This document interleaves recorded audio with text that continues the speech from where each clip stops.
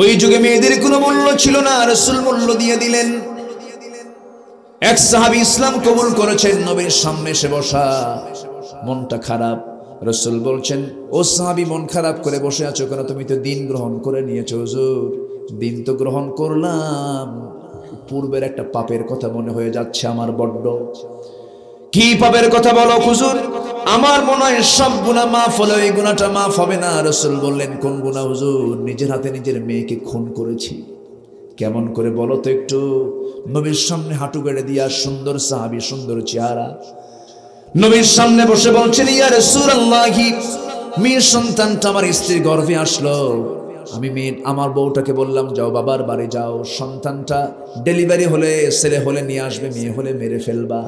হুজুর, সমাজে মেয়ে সন্তান হলে পরে আমাদের ওই সমাজ মেনে নিত না, হেয় প্রতিপন্ন করত, অবজ্ঞা করত। এই মেয়ে সন্তানটা যখন হলো, আমি সংবাদ জানলাম কি হয়েছে। বলল, সন্তানটা মৃত সন্তান হয়েছে। আমার আড়ালে সন্তানটাকে বড় করে ফেললো, অনেক বড় হয়ে গেছে সন্তান, 7-8 বছর বয়স হয়ে গেছে, আমাকে না জানায়া।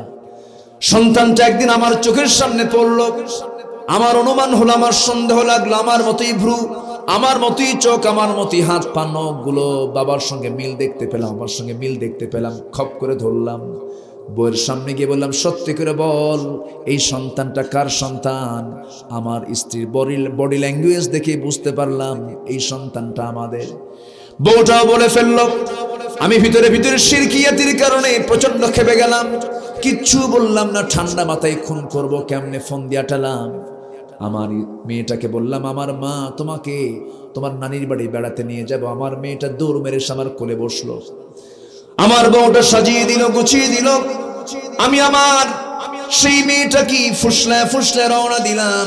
মেয়েটা বারবার আব্বা বলে ডাকে, আর বলে, আব্বা, কোনোদিন সাহস পাই না, আজকে তোমাকে কলিজা ভরে ডাকতেছি।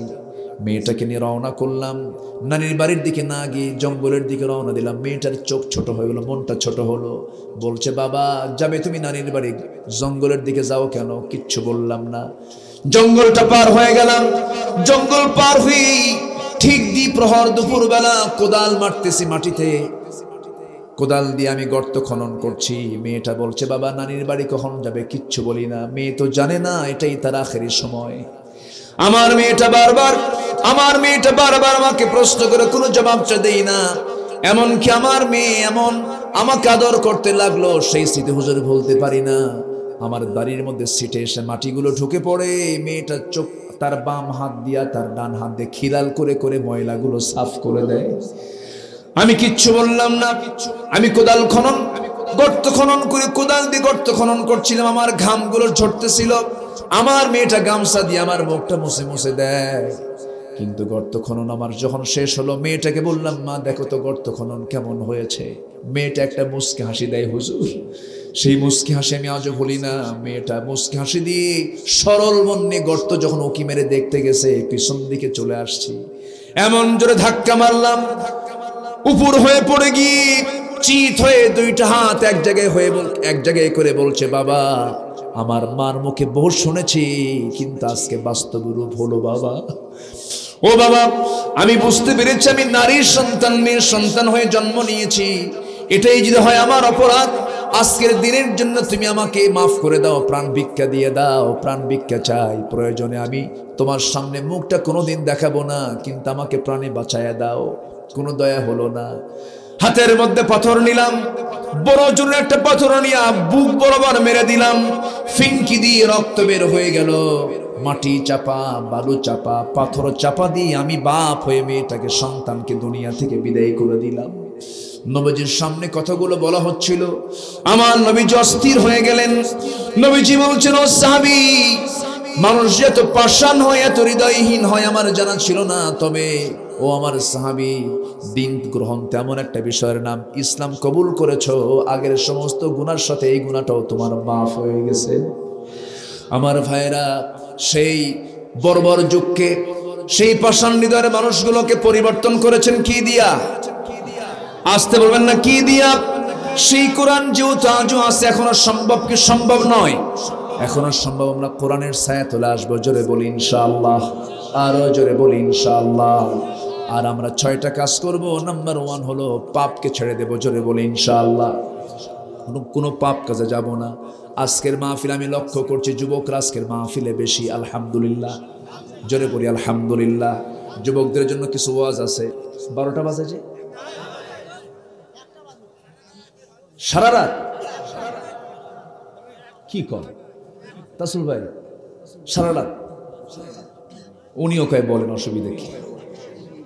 আমি একটু ওনার পক্ষে, আমি একটু চাচ্ছিলাম যে উনি আমার পক্ষে একটু কথা বলুন, উনি তো জনগণের পক্ষে চলে গেল। সম্মানিত ভাইয়েরা, সম্মানিত বন্ধুগণ, তাহলে জান্নাত যদি পেতে চাই, আল্লাহর কাছ থেকে যদি পুরস্কার পেতে চাই, কয়টা কাজ করব আমরা? বলেন কয়টা? তওবা কবুলের শর্ত কয়টা? বলেন কয়টা? 5টা। মনে আছে তো সবার? এখন পাপ কোনো ক্রমেই আমার জীবনে নিয়ে আসা যাবে না। নাম্বার 2 হলো পাপ নিয়ন্ত্রণ। এবার হচ্ছে রাগ নিয়ন্ত্রণ। কি নিয়ন্ত্রণ? রাগ। রাগ করা যাবে না। রাগ দিয়েছেন কে? কিন্তু রাগ আল্লাহ দিয়েছেন ঠিক আছে, কিন্তু অবৈধ পন্থায় কোনো রাগ দেখানো যাবে না। রাগের ফলাফল কি জানেন? ভয়ানক। এমন কোন দিন নাই তাসফুল ভাই মোবাইলে ফোন আসে না, বলে হুজুর মার্ডার কেস শেষ করে ফেলছে হুজুর। কি? বউটাকে তালাক দিছে। বললাম যে আপনি তালাক দিলেন কেন? হুজুর খুব রাগ উঠছিল। কি উঠছিল? রাগ উঠছিল। কিভাবে তালাক দিলেন? হুজুর বউ তো তালাক দিছি, কিন্তু শাশুড়ির প্রতি রাগ বেশি, তো শাশুড়ি শুদ্ধ তালাক দিছে। পেঁয়াজ লাগায়, শাশুড়ি পেঁয়াজ লাগায়, এই জন্য ওটাও বাদ দিই নাই। আচ্ছা শাশুড়ি কি তালাক হয়? ওটা কি তালাকের ফাংশন আছে ওখানে? তাহলে এই যে রাগটা করলেন আপনি, শেষে বউয়ের জন্য আপনি কাঁদলেন, হুজুর রাগ করে দিছে, আমার কি তালাক হবে? আচ্ছা তালাক কি খুশি হয়ে দেয়? কে ময়না রাগ করিও না তালাক, এরকম বলে। তাহলে আল্লাহ তাআলা যে পরামর্শ দিচ্ছেন রাগ করিও না, আল্লাহর পরামর্শ আমাদের গ্রহণ করার দরকার আছে না নাই?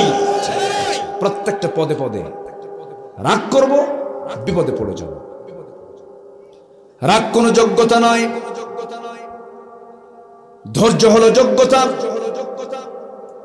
প্রতিশোধ কোনো যোগ্যতা নয়, মাফ করা হলো যোগ্যতা। ঠিক কিনা? আপনি কাউকে মাফ করে দিবেন, এটা আপনার বড় যোগ্যতা। প্রতিশোধ দিবেন, এটা কোনো যোগ্যতা হলো না। সবচেয়ে বড় বীর হলো যে মানুষকে মাফ করতে পারে। ক্ষমতা আছে, প্রভাব আছে, সবকিছু আছে, যা মাফ করে দিলাম। আল্লাহ বলবেন তোকে মাফ করে দিলাম, যা। এবং মহান রব্বুল আলামিন বলেন হুয়াল্লাযী খালাকা লাকুম মা ফিল আরদি জামিআ। তিনি সেই মহান সত্তা যিনি আসমান জমিনে যা কিছু আছে সব তোমার জন্য তিনি সৃষ্টি করেছেন। সমস্ত প্রাণীকুলকে আল্লাহ তাআলা মানুষের বশীভূত করে দিয়েছেন। মানুষ আজকে আকাশে উড়ে হিমালয়ের অহংকারী মাথা জয় করে ফেলেছে, সমুদ্রের তলদেশ জয় করে ফেলেছে। আল্লাহ রাব্বুল আলামিন সমস্ত প্রাণীকে বান্দার খেদমতের জন্য বানিয়ে দিয়েছেন। আর বান্দার দায়িত্ব হলো কারো গোলামি করা যাবে না। পৃথিবীর সকল জায়গায় গোলামি করবে বান্দা কার? আসতে বলবেন না কার? এই পৃথিবীতে আমার দায়িত্ব হচ্ছে কাকে আগে? সবার আগে খুশি করা আল্লাহকে। সবার আগে আমার আল্লাহকে খুশি করতে হবে। এই দুনিয়ায় আমার আসার লক্ষ্যটা পূরণ করতে হবে। আমি কেন আসলাম, কি জন্য আসলাম, আবার মরে যাওয়ার পর আমার কি হবে, সমস্ত তথ্য, সমস্ত কিছু এজেন্ডা, সমস্ত কিছু বিষয়গুলো কোরআনে আছে না নাই? আসতে বলবেন না, ছেড়ে না। এই কিতাবের মধ্যে আল্লাহ রাব্বুল আলামিন সব বলে দিয়েছেন। এই দুনিয়াতে ধান আবাদ করতে গেলে 2টা আবাদই আমরা ধান পাই। ধরেন বৃষ্টির পানির যে বরকত, আর মেশিন দিয়ে, শ্যালো মেশিন দিয়ে আপনি যে আমি পানিটা তুললাম, সেই পানির যে বরকত, বৃষ্টির পানিতে বরকত তার চেয়ে কম না বেশি? বেশি। বৃষ্টির পানি নাজিল হয় নাই, শুধু আকাশের মেঘ গর্জন করতেছে। সায়েন্স বলছে আকাশে যখন মেঘের গর্জন দেয়, একটা গর্জনে জমিনে লক্ষ লক্ষ মেট্রিক টন ইউরিয়ার কাজ হয়ে যায়। বৃষ্টি নাজিলের আগেই বরকত শুরু হয়ে যায়। দুনিয়ার সমস্ত চাষাবাদ চেষ্টা করে আমি যা করব, আকাশের জমিনের বৃষ্টি নাজিল হলে তার চেয়ে বেশি উর্বরতা আমরা পেয়ে যাই। ঠিক তেমনি দুনিয়ার সমস্ত কিতাব যেগুলো আমরা দেখি, এর মধ্যে কিছু উপকারিতা আছে, আমি অস্বীকার করছি না। কিন্তু আসমান থেকে নাজিল হওয়া কিতাবটা যে আল্লাহ তাআলা আমাকে আপনাকে দিয়েছেন, তার উপকারিতা সবচেয়ে কম না সবচেয়ে বেশি? বেশি। কিন্তু কি যেন হলো আজকে, শিক্ষা প্রতিষ্ঠানগুলো থেকে বাচ্চারা ভর্তি হয়ে ধীরে ধীরে বাচ্চাগুলো কিশোর হয়, যৌবন পেয়ে যায়, মাস্টার্স ডিগ্রি পাশ করে, এমএ পাশ করে, এমবিবিএস পাশ করে, বিভিন্ন ডিগ্রি হাসিল করে, ইঞ্জিনিয়ার হয়, জজ হয়, ডাক্তার হয়, ব্যারিস্টার হয়, অনেক বড় বড় যোগ্যতা নিয়ে বড় বড় পোস্টে চলে যায়। কিন্তু যখন প্রশ্ন করা হয় সূরা ফাতিহাটা সহি করে পড়ো, তো সূরা ফাতিহাটা সহি করে পড়তে পারে না। নামাজ আমি দাঁড়ালাম, নামাজে দাঁড়ানোর পূর্ব শর্ত হলো সহি করে তেলাওয়াত করতে হবে। ভুল করে তেলাওয়াত করলে পরে তো নামাজই হবে না। আমার বন্ধুগণ, কোরআনকে প্রশ্ন করুন, কোরআন তুমি বলো তো তুমি কাকে লানত দাও? কোরআন সুস্পষ্ট ভাষায় জবাব দিচ্ছে, রুব্বা কারিন লিল কুরআনি ওয়াল কুরআনু ইয়ালআনুহু। কোরআন তাকে লানত দেয় যে কোরআনটাকে সহি করে পড়ে না। আজ থেকে 10 বছর আগে যে শিক্ষার হার ছিল, তার চাইতে শিক্ষার হার এখন কমেছে না বেড়েছে? বলেন, বেড়েছে। শিক্ষার হার কিন্তু বাড়ছে, কিন্তু নামাজি আমার দেশে 100% মুসলমানের ভিতরে নামাজ পড়ে মাত্র 5%। নামাজি তো বাড়ে না। আমার বন্ধুগণ, আমি মুসলমান, নামাজ পড়ি না, আবার নামাজের মধ্যে যে সহি তেলাওয়াতের দিকটা আছে তাও আমি চিন্তা করি না। আমার ভাইরা, তাহলে কি সিদ্ধান্ত, কি আমরা ফলাফল পেলাম? শিক্ষার হারও বাড়লো, শিক্ষিত বাড়লো, নামাজি তো সেই হারে বাড়ছে না, তেলাওয়াত তো সহি হারে তেলাওয়াত হচ্ছে না। তাহলে শিক্ষার কারিকুলামের মধ্যে ভুল আছে না নাই?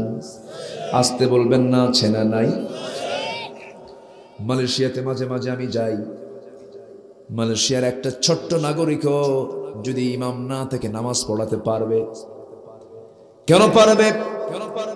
ওই দেশের সিলেবাসে ক্লাস 8-9 ওঠার সঙ্গে সঙ্গে প্রত্যেকটি নাগরিক, মুসলমান নাগরিকের 2 থেকে 3 পারা কোরআন মুখস্থ হয়ে যায়।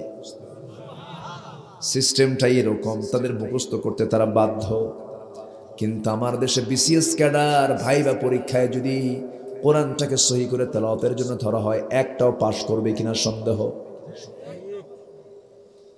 আমার ভাইয়েরা, সিলেবাসই তো নাই, বরং যা সিলেবাসে যা কিছু ছিল, কবি নজরুলের কিছু কবিতা ছিল, ফররুখের কিছু কবিতা ছিল, সেই সমস্ত কবিতাগুলো, গল্পগুলো বাদ দেওয়া হয়েছে। সেই জায়গায় ঢুকছে হলো ওই সমস্ত তথ্য মানুষ নাকি আগে বানর ছিল।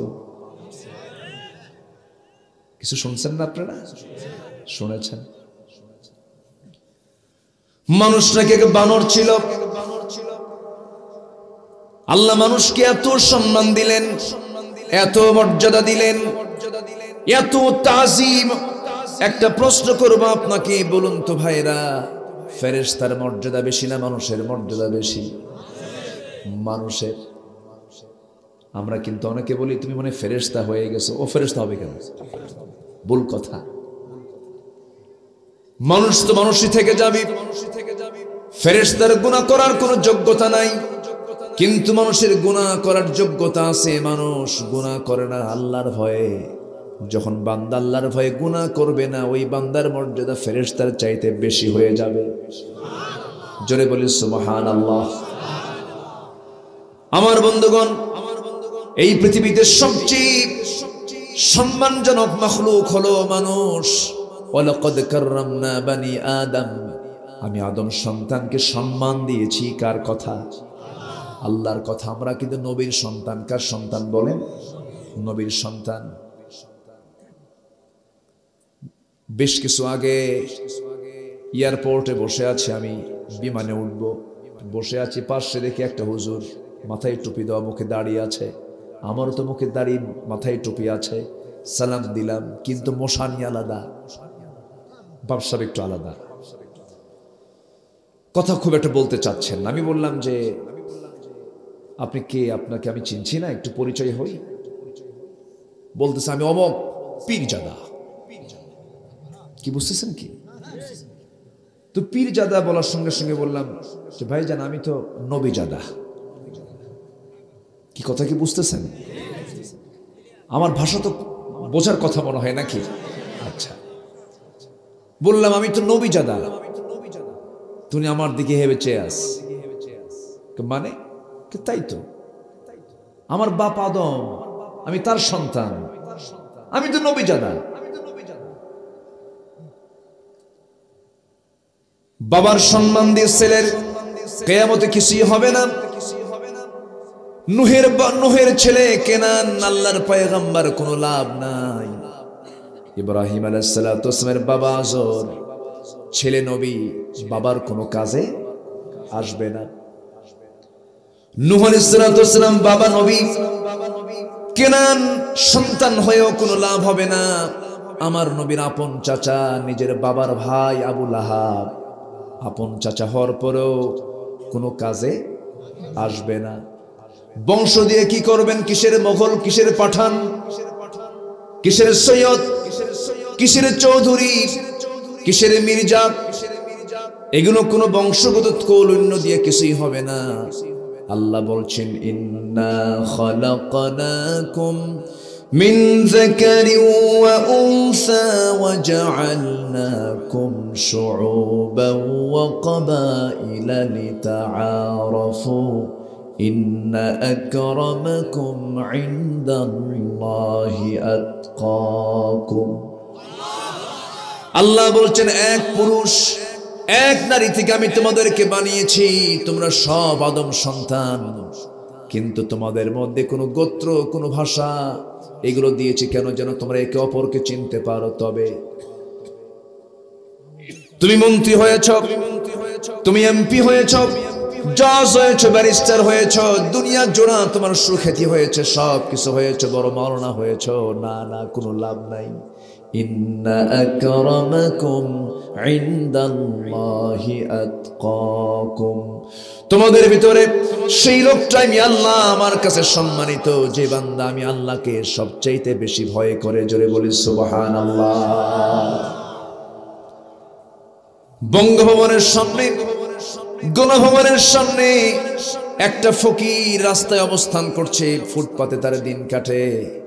গণভবনে, বঙ্গভবনে থাকা মন্ত্রী এবং প্রেসিডেন্টের যে দাম, আল্লাহকে যদি ওই ফকির বেশি আল্লাহকে ভয় করে, আল্লাহর কাছে ওই ফকিরের দামটাই বেশি, ঠিক কিনা?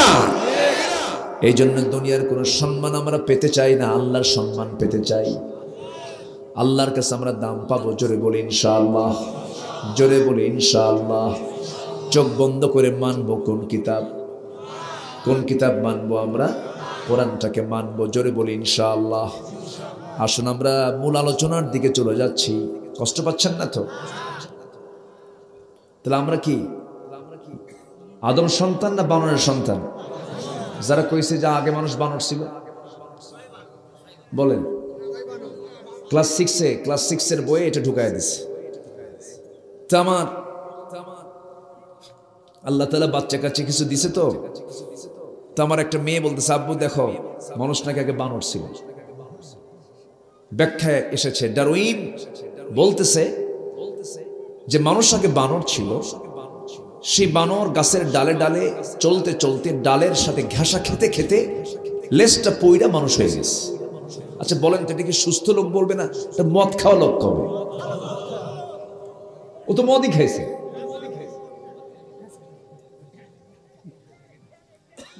এগুলো ক্লাসে পড়াচ্ছে। সম্মানিত ভাইয়েরা, বানরের বংশধরদের কাছ থেকে আদম সন্তানের শিক্ষা দেওয়ার কিছু নাই। ওরা তো বানর, ওরা তো কইছে আমরা বানর। ওদের বংশধর কি? বানর। আর আমরা কার সন্তান? আদম। জান্নাত থেকে আসছি আমরা। আমাদের বাপের ভিটা আবার ফিরে পাবো, জোরে বলি ইনশাআল্লাহ। বাপের ভিটে যাবেন না? কোথায় বাপের ভিটে? কোথায়? সগুনা নাকি? আচ্ছা, খুব শোনেন, বিলের মানুষ, নদীর সামনে যার বাড়ি, বড় বিলের মধ্যে যাদের বাড়ি, তাদের কলিজা এত বড় হয়। আলহামদুলিল্লাহ বলেন। জি, সম্মানিত ভাইয়েরা, একটু আমার দিকে তাকান। জি, বাপের ভিটা। কিসের ভিটা বলেন? আচ্ছা, কোন ছেলে যদি বাপের ভিটাও বেঁচে খায়, কি কয়? তখন ওই ছেলেটা কি কয়? হ্যাঁ,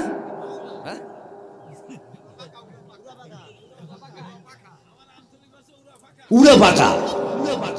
উড়া পাকা বলে। বাপের ভিটাটাও শেষ পর্যন্ত বেঁচে খাইছে।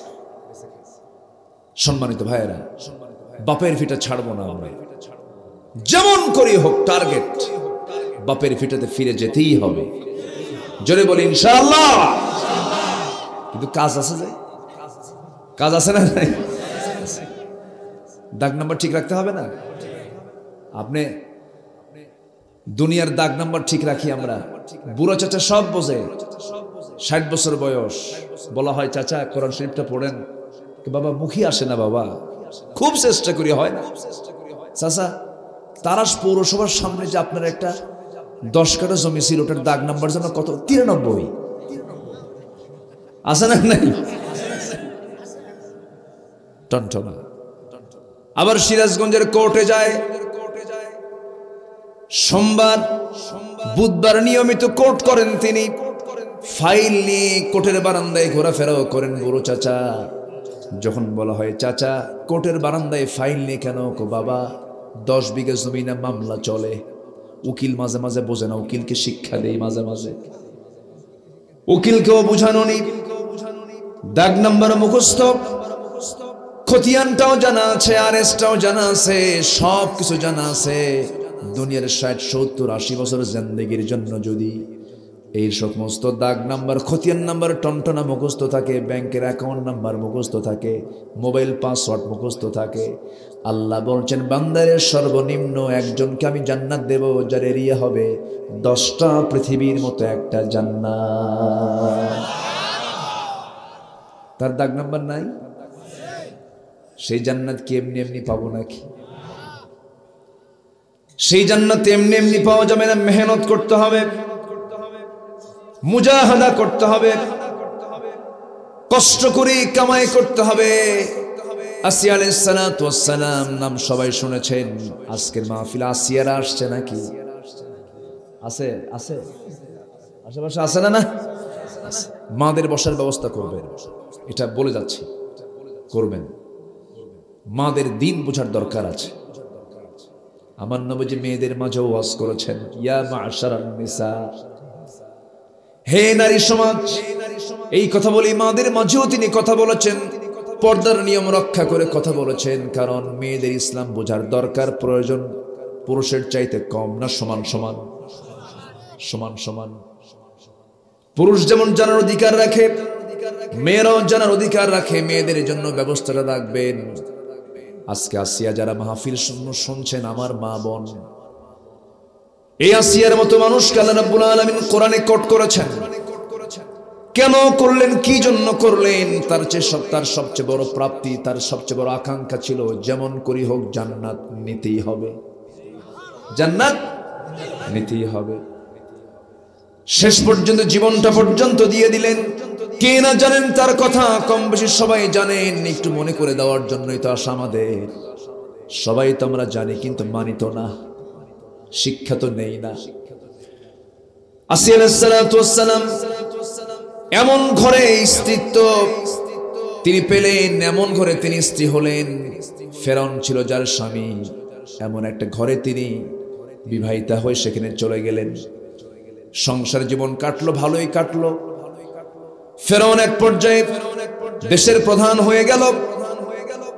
এত বড় তার সুনাম, চতুর্দিকে তার স্বামী ফেরাউন, বড় একজন পরাক্রমশালী একজন নেতা, দেশের সে প্রধান, তার স্ত্রী হচ্ছে আসিয়া আলাইহিস সালাতু ওয়াস সালাম।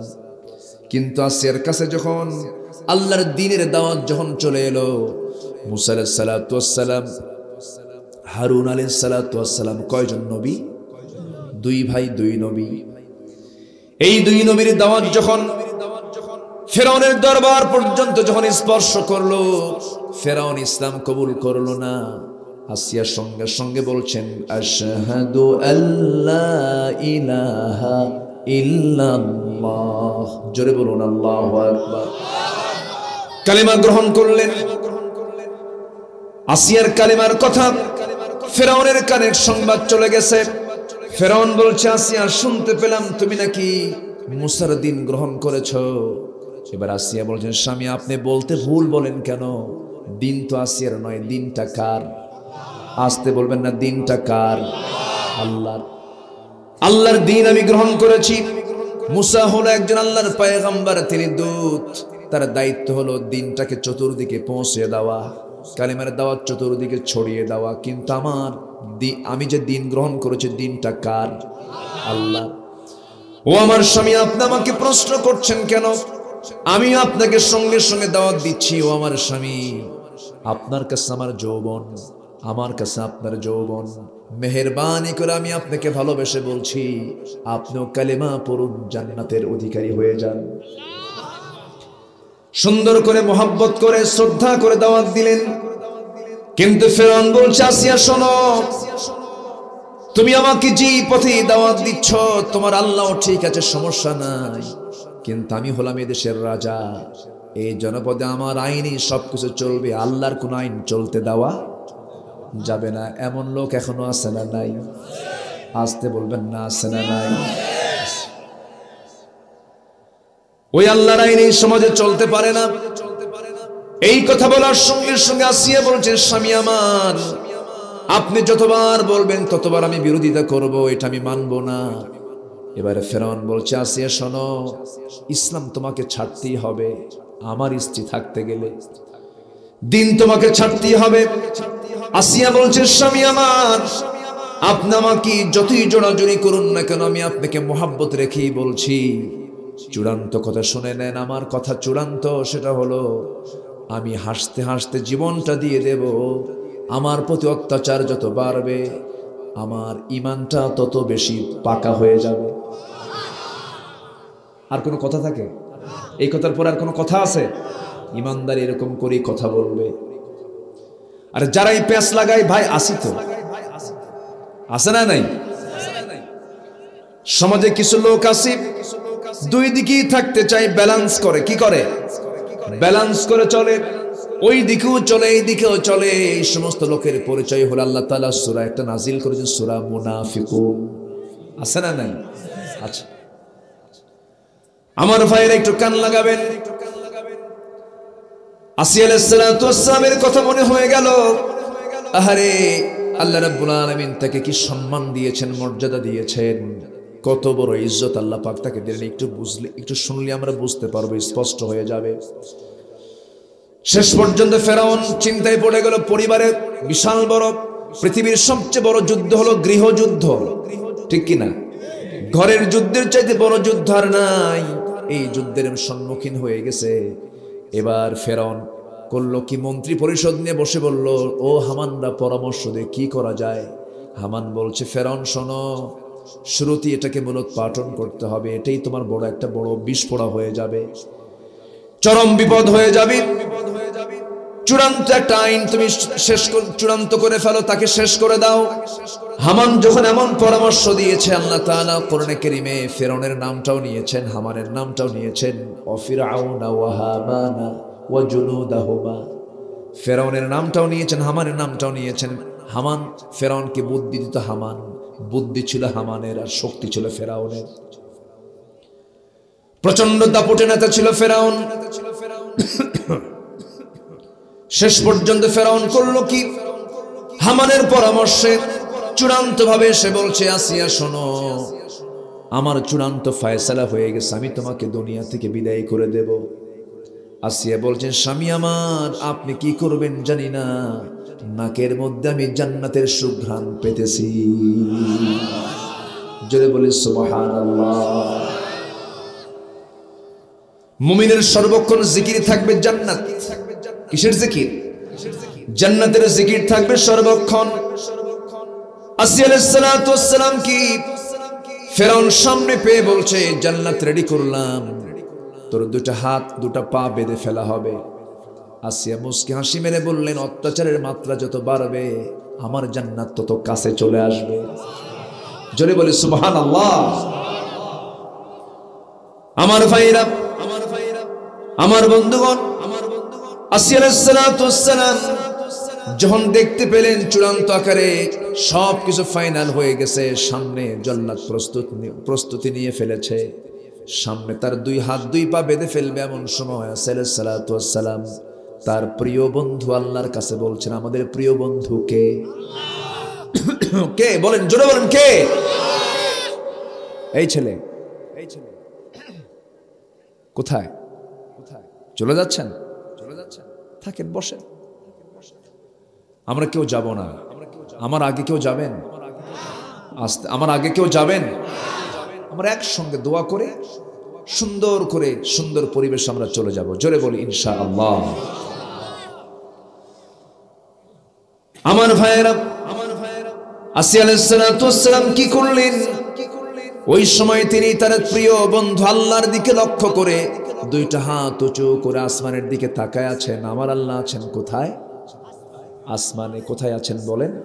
উপরে আছেন। আর রহমান আলাল আরশ ইস্তাওয়া, আরশ আজিমের সমাসীন তিনি আছেন। সেই আসমানের দিকে তাকায় উঁচু হয়ে দুটো হাত উঁচু করে বলছেন, একটা দোয়া করেছেন, তার কিতাব হলো তাওরাত। মুসাকে কোন কিতাব দেওয়া হয়েছিল বলুন? তাওরাত। আর আমার নবীকে কি দেওয়া হয়েছে? কোরআন। কিন্তু আসিয়া যে দোয়াটা করেছেন সেই দোয়াটা আল্লাহ তাআলা কোরআনে কারীমের মধ্যে কোট করেছেন। কোরআনে কারীমের মধ্যে আল্লাহ তাআলা এটা কি ঢুকায়া দিয়েছেন? কেন দিয়েছেন? অবশ্যই সেই দোয়াটা পছন্দ করেছেন কে? কে পছন্দ করেছেন? আসিয়া আলাইহিস সালাতু ওয়াস সালাম সেই সময় যে দোয়াটা করেছেন, আজ থেকে 4000 বছর আগের কথা। কত হাজার? 4000 বছর আগের দোয়া এটা। কোরআন নাজিল হয়েছে 1500 বছর আগে। আসিয়া আলাইহিস সালাতু ওয়াস সালাম সেই সময় যে দোয়াটা করেছেন সেই দোয়াটা হলো, রব্বি বনিলি ইনদাকা বাইতান ফিল জান্নাহ ওয়া নাজ্জিনি মিন ফিরআউনা ওয়া আমালিহি। ও আল্লাহ, আমার জন্য তুমি বানিয়ে দিবা ইনদাকা, তোমার কাছে, বাইতান, একটা ঘর। তুমি তোমার কাছে আমার জন্য একটা ঘর জান্নাতের মধ্যে বানায় দিবা। বেশি ঘর লাগবে না, শুধু একটা ঘর দিবা। শর্ত হলো তোমার ঘরের দেওয়ালের সাথে যেন আমার ঘরটা হয়। জোরে বলুন সুবহানাল্লাহ। কি সুন্দর করে দোয়া করলেন।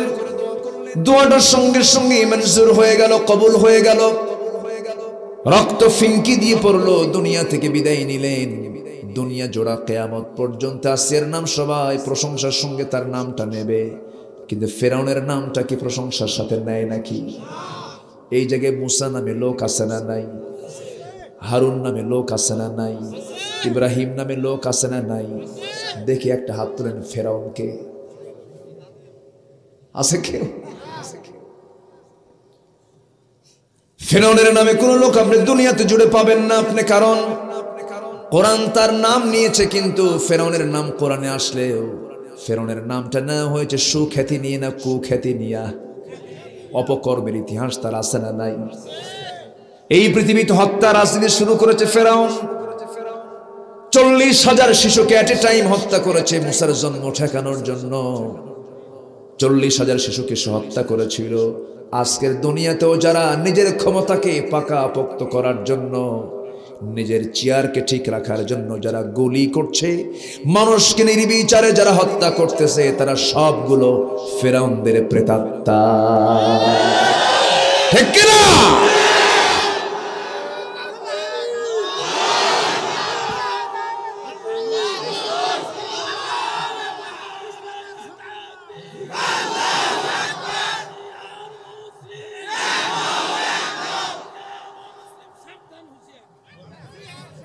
না ঠিক আছে, উনি একাই বলে ফেলেছেন।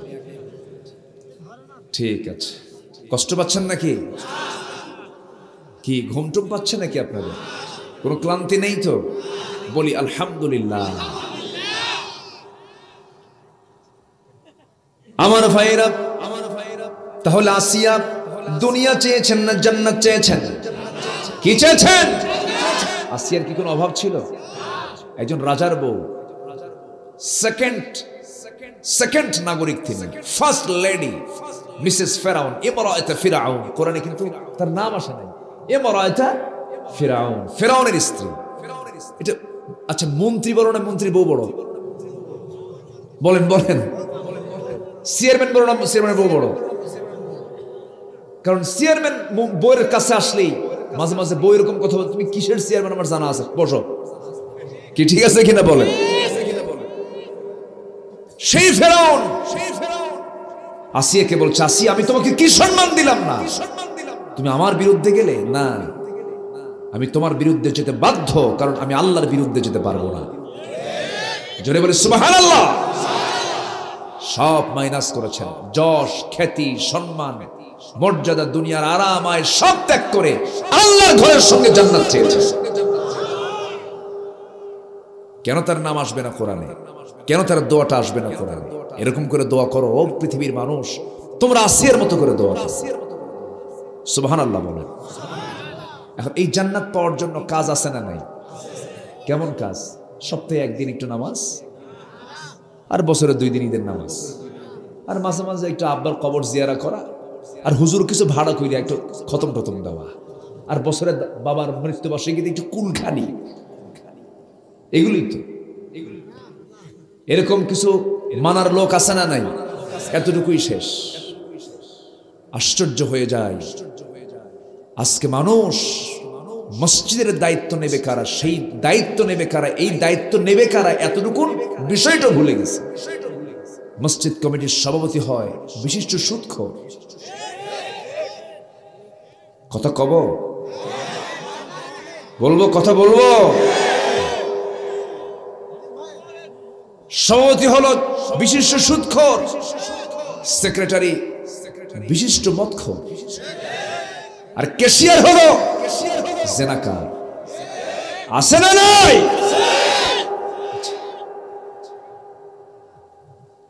কোথায় আছি আজ? শোনেন, এই সময় কেউ উঠবেন না, উঠলে কিন্তু ভাববো ওই লোকটা সুদ খায়। বসে থাকে। শোনেন, রোগ না হলে কি আমরা ডাক্তারের কাছে যাই? যখন রোগ হয় তখন ডাক্তারের কাছে যাই। ডাক্তারের কাছে গিয়ে আপনি যদি বলেন আমার আসছে জ্বর, উনি যদি পেটের ওষুধ দেয়, কাম হবে? কিসের ওষুধ দিতে হবে? জ্বরের ওষুধ। সমাজে কোন কোন রোগগুলো আছে, এই রোগগুলো আমাদের ধরে দেওয়ার দায়িত্ব আছে না নাই? অনেক হুজুর আছে ওয়াজ করে, কিন্তু এই সমস্ত রোগগুলো ধরে না। আছে না নাই? এমন টান মারে, সুরের মূর্ছনায় হুজুরও কান্দিয়া, জনগণকে কান্দাইয়া, ওয়াজ শেষ করার পরে যখন বলা হয় বুঝলেন কি, কানলাম তো ঠিকই, বুঝি নাই কিছু, লাভ হলো কি? জাহান্নাম থেকে বাঁচতে হবে, এটা হচ্ছে চ্যালেঞ্জ। এটা কি চ্যালেঞ্জ? হাল আদুল্লুকুম আলা তিজারাতিন তুনজিকুম মিন আযাবিন আলীম। আমি কি তোমাদের এমন একটা ব্যবসার কথা বলবো যে ব্যবসা করলে তোমরা জাহান্নামের আগুন থেকে বেঁচে জান্নাত পাবে? কার কথা? এই প্রশ্ন কে করছেন? আল্লাহ করছেন। জাহান্নাম থেকে যেমন করে হোক বাঁচতে হবে, যেতে হবে কোথায়? জান্নাতে। জান্নাত কি ছোট না বড়? দুনিয়ার চাইতে কত গুণ? এটা কি সবচেয়ে বড় না সবচেয়ে ছোট জান্নাত? ছোট জান্নাত। সেই জান্নাত পেতে হলে সেখানে অনেক কিছু আছে, হুর আছে, গেলমান আছে। জান্নাতের একটা লাঠি রাখার জায়গা, একটা কোড়া রাখার জায়গা। খায়রুদ দুনিয়া ওয়া মা ফিহা। দুনিয়া এবং দুনিয়ার মাঝে যা আছে তার চাইতে বেশি দামি। এত বিশাল জান্নাত আল্লাহ তাআলা আমার আপনার জন্য রেখেছেন। যুবকরা, তোমাদের জন্য হুরও আছে। দুনিয়ার হুরের পিছনে বেশি সময় দিও না। হুর নিবেন না আপনারা? আস্তে আস্তে কয়, জান্নাতের হুর নিবেন না? অনেক বুড়ো চাচাকে হওয়া নেব, বুড়ো চাচাও রেডি হয়ে আছে, কিন্তু ভালো, কিন্তু বুড়ি জানলে কিন্তু খবর আছে। জান্নাতের হুর সবাই পাবে, কিন্তু বুড়া পাবে না, বুড়া যুবক হয়ে পাবে। আলহামদুলিল্লাহ বলেন। বুড়া কি যুবক হয়ে পাবে। জান্নাতের হুররা অনেক সুন্দর হবে।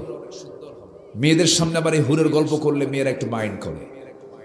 আমাকে একটা প্রশ্ন করেছে বহুদিন আগের কথা, বলতেছে হুজুর একটা প্রশ্ন, জান্নাতে নাকি পুরুষদের জন্য হুর দেওয়া হবে, তো আমি তো আমার স্বামীকে খুব ভালোবাসি, কোন আমল করলে আমার স্বামী হুর পাবে না, একটু আমলটা শিখাই দেন। কি কথা কি বুঝতেছে? কি ষড়যন্ত্র দেখে। স্বামীকে তারা খুব ভালোবাসে, এটা ভালো। স্বামীকে কারো ভাগ দিতে, কাউকে ভাগ দিতে চায় না, এটা ভালো। তো জান্নাতের হুররা অনেক সুন্দর হবে। সেই জান্নাতে আল্লাহ তাআলা হুর রেখেছেন। হুরের গল্প কোরআনে আছে না নাই বলেন? হুরের গল্প ভালো জানলে যুবক, দুনিয়ার কোনো জেনার কাছে তুমি কখনো যেতে পারবে না। কোরআনটা ভালো করে পড়ো। জান্নাতের হুররা এত সুন্দর হবে, ডাহুক ডাহুক চোখ হবে, তাদের চামড়া গুলো এত স্বচ্ছ কাঁচের মতো হবে যে ভিতরের চামড়া, গোশত, চামড়া, হাড় পর্যন্ত দেখা যাবে। জান্নাতের হুররা যদি দুনিয়াতে থুতু নিক্ষেপ করত, এক হুরের থুতের গন্ধে গোটা পৃথিবীর সুগন্ধে ভরপুর হয়ে যেত। এত সুন্দর আকর্ষণীয় জান্নাতের হুর রেখে দিয়েছেন। সেই জায়গায় কোনো ঘুম থাকবে না, কেউ কোনোদিন বুড়াও হবে না, সেখানে কোনো প্রকারের টয়লেটও থাকবে না, পায়খানাও থাকবে না। নাস্তিকরা বলে দেখো হুজুরের গল্প শোনো, টয়লেট ছাড়া কি মানুষ বাঁচবে নাকি? বেকুব, তুই যে বললি টয়লেট থাকলে বাঁচবে না, তুই মার পেটে 9 মাস কোন টয়লেটে পায়খানা করছিস? ঠিক কিনা? আল্লাহ তাআলা 9টা মাস আমাকে আপনাকে মার পেটের মধ্যে রেখেছিলেন, সেই জায়গায় কোনো টয়লেট ছিল না, কোনো পায়খানার বন্দোবস্ত ছিল না, পায়খানাও করা লাগে নাই। আমাকে কে বড় করেছেন? আসতে বলবেন না, কে বড় করেছেন? জান্নাতের মধ্যে পায়খানা খুঁজবেন, তাহলে জান্নাত হলো কেমনে? জান্নাতে কোনো ঘুম থাকবে না, ঘুমের প্রয়োজন হবে না, কোনো ক্লান্তি আসবে না। দুনিয়াতে ঘুম না পারলে পরে 3 রাত ঘুম না পারলে পরে বউ উল্টা হয়ে যায়। কি দুনিয়া সব উল্টা পাল্টা হয়ে যায়। কিন্তু জান্নাতের মধ্যে ঘুম থাকবে না, কোনো ক্লান্তিও থাকবে না, বান্দা যা চাবে সব পাবে, কোনোদিন বুড়া হবে না। দুনিয়ার খাবার খেলে বুড়ো মানুষ আরো বুড়া হয়, ছোট্ট বাচ্চা ধীরে ধীরে বড় হয়, একই চাল খাচ্ছে, বাবা বুড়া হয়ে যায়, ছেলে দিন দিন ইয়াং হয়ে যায়। কিন্তু জান্নাতের খাবার খাবে সবাই ইয়াং থাকবে, কোনোদিন বুড়া হওয়ার সম্ভাবনা নাই। যেরকম সুবহানাল্লাহ। সেই জান্নাতকে সবাই পেতে চায় নাকি? সেই জান্নাতকে সবাই পেতে চায়? 6টা কাজ আজকে আমরা শিখে যাব। কয়টা কাজ বলেন? 6টা কাজ। 6টা কাজ আমরা শিখব। সময়কে আমাকে দিবেন তো ইনশাআল্লাহ? মানুষ এত ভালো, আমি খুবই খুশি হয়ে গেছি। এত ভালো মানুষ হয়। মাহফিল তো বহু করি, কিন্তু আজকে লক্ষ্য করছি একটা লোকের কোনো নড়াচড়া নেই। আলহামদুলিল্লাহ, জোরে বলি আলহামদুলিল্লাহ। লোকজন যদিও খুব বেশি নয়, কিন্তু যা আছে সব মানে ম্যাগনেট। আলহামদুলিল্লাহ বলেন, সব চুম্বকের মতো। আলহামদুলিল্লাহ। আমার ভাইয়েরা, আল্লাহ বলছেন 6টা কাজ করবে, আমি তোমাকে নিজের হাতে পুরস্কার দেব। কার কথা? আল্লাহ নিজে পুরস্কার দিবেন। আল্লাহ নিজে পুরস্কার দিবেন। আল্লাহ বলছেন বান্দারে 6টা কাজ করে আসো তুমি। নাম্বার 1 সূরা শুরা, যেখান থেকে আমি তেলাওয়াত দিয়ে শুরু করেছি, মহান রব্বুল আলামিন বলছেন ওয়াল্লাযীনা ইয়াজতানিবুনা কাবাইরাল ইসমি ওয়াল ফাওয়াহিশ ওয়া ইযা মা গাযিবু হুম ইয়াগফিরুন। জোরে বলুন আল্লাহু আকবার। নাম্বার 1 হলো তোমরা যদি পাপকে ছেড়ে দাও, নফল নামাজ বাদ পড়ে গেছে, তাহাজ্জুদ বাদ পড়ে গেছে, এটা যত বড় না ক্ষতিকর হবে, তার চেয়ে বেশি ক্ষতি হবে যদি কোনো পাপ করে ফেলি। সবচেয়ে বড় বুজুর্গ সেই লোকটাই বড় বুজুর্গ যে পাপকে ছাড়তে পেরেছে। পাপকে যে ছাড়তে পেরেছে, এনিওয়ে আমার জীবনে কোন আমার খাতায় পাপ লেখানো যাবে না। পাপ যত কম হবে জান্নাত যাওয়ার সম্ভাবনা তত বেশি হয়ে যাবে। কোনো পাপ কাজে জড়ানো যাবে না। তবে এখানে প্রশ্ন হলো, কোন কোন পাপ আছে যে পাপগুলো আল্লাহ ক্ষমা করবেন না? পাপের মধ্যে কিছু ক্লাস আছে না নাই? আসতে বলবেন না, আছে না নাই? দুনিয়াতে অপরাধের মধ্যে কিছু ক্লাস আছে না নাই? কিছু অপরাধের শাস্তি কম, কিছু অপরাধের শাস্তি বেশি। যেরকম ইসলামে আছে 3টা অপরাধ করলে পরে তাকে কতল করো। কি করো? 3টা অপরাধ থাকলে তাকে কতল করো। নাম্বার 1 আস-সাইয়্যিবুজ জানি। কোন বিবাহিত লোক যদি জিনা করে, বিবাহিত অবস্থায় যদি জিনা করে তাকে কতল করো। কার কথা? এটা কি কম ছোটখাটো অপরাধ না বড় অপরাধ? এটা আমার দেশে নাই, আছে? নাম্বার 2 কতলুন নাফসি, মানুষকে হত্যা করা। অন্যায় করে আপনি কাউকে হত্যা করলেন, আপনার পৃথিবীতে বেঁচে থাকার অধিকার। নাম্বার 3 হলো ইসলাম দিনটাকে গ্রহণ করে আবার দিন থেকে সে বের হয়ে যাওয়া, মুরতাদ হয়ে যাওয়া। এই 3টা শ্রেণীর জন্য ইসলাম বলে দিয়েছে এই 3টাকে কতল করে শেষ করে দাও। কার বিধান? আসতে বলবেন না, কার বিধান? আল্লাহর বিধান। আমার ভাইয়েরা, অপরাধের কিছু ক্লাস আছে, কিছু কিছু অপরাধ আছে আল্লাহ রাব্বুল আলামিন কখনো মাফ করবেন না। যেমন শিরকের গুনাহ মাফ হবে না, এটা আল্লাহ তাআলা নিজেই ঘোষণা করে দিয়েছেন, ওমাই ইউশরিক বিল্লাহ ফাকাদ হারামাল্লাহু আলাইহিল জান্নাহ। তার জন্য জান্নাতটা বাজেয়াপ্ত হয়ে যাবে, সে জান্নাত পাবেই না কখনো। তাহলে শিরকের কাজ করা যাবে না। শিরকটাকে কি? শিরক কাকে বলে? শিরক কত প্রকার, কি কি? শিরকের ব্যাখ্যা দিতে গেলে ঘন্টার পরে ঘন্টা লেগে যাবে। তবে এক লাইনে একটা উত্তর দিয়ে দেই, বান্দা যে কাজ করতে গিয়ে আল্লাহকে বাদ দিয়ে দেয় সেই কাজটাই হলো শিরক। সেই কাজটা কি? শিরক। যেমন শনিবারে বাঁশ কাটা যাবে না, সকালবেলা বাকি দেওয়া যাবে না, আছে নাকি? আছে না? শনিবারে বাঁশ কাটা যাবে না, মঙ্গলবারে বিয়ে হওয়া যাবে না, বৃষ্টির দিন বিয়ে হলে সারা জীবন কানবে। এগুলো আছে না? কত প্রচলন আছে না? দিনটা যদি শুরু হয় বাকি দিয়া, সারাদিন নাকি ফাঁকি হবে। ভুল কথা, ভুল কথা। বরঞ্চ বাকি দিলে অন্যের উপকার হয় না, ক্ষতি হয়? উপকার হয়। উপকার দিয়ে আপনি শুরু করে দিন তো আরো ভালো যাওয়ার কথা, কিন্তু আপনি বাকি দিয়ে তো বিপদে পড়বেন এখন। এই জন্য লেখা থেকে বাকি চাহিয়া কি? এই কথা তো মুসলমানের ঘরে থাকার কথা ছিল না। মুসলমান তো চাওয়ার আগেই দেওয়ার কথা ছিল, কিন্তু বাকি দিলে পরে, আপনি কাউকে ঋণ দিলে পরে বিপদে পড়ে যায়। ঋণ দাতা না ঋণ গ্রহীতা?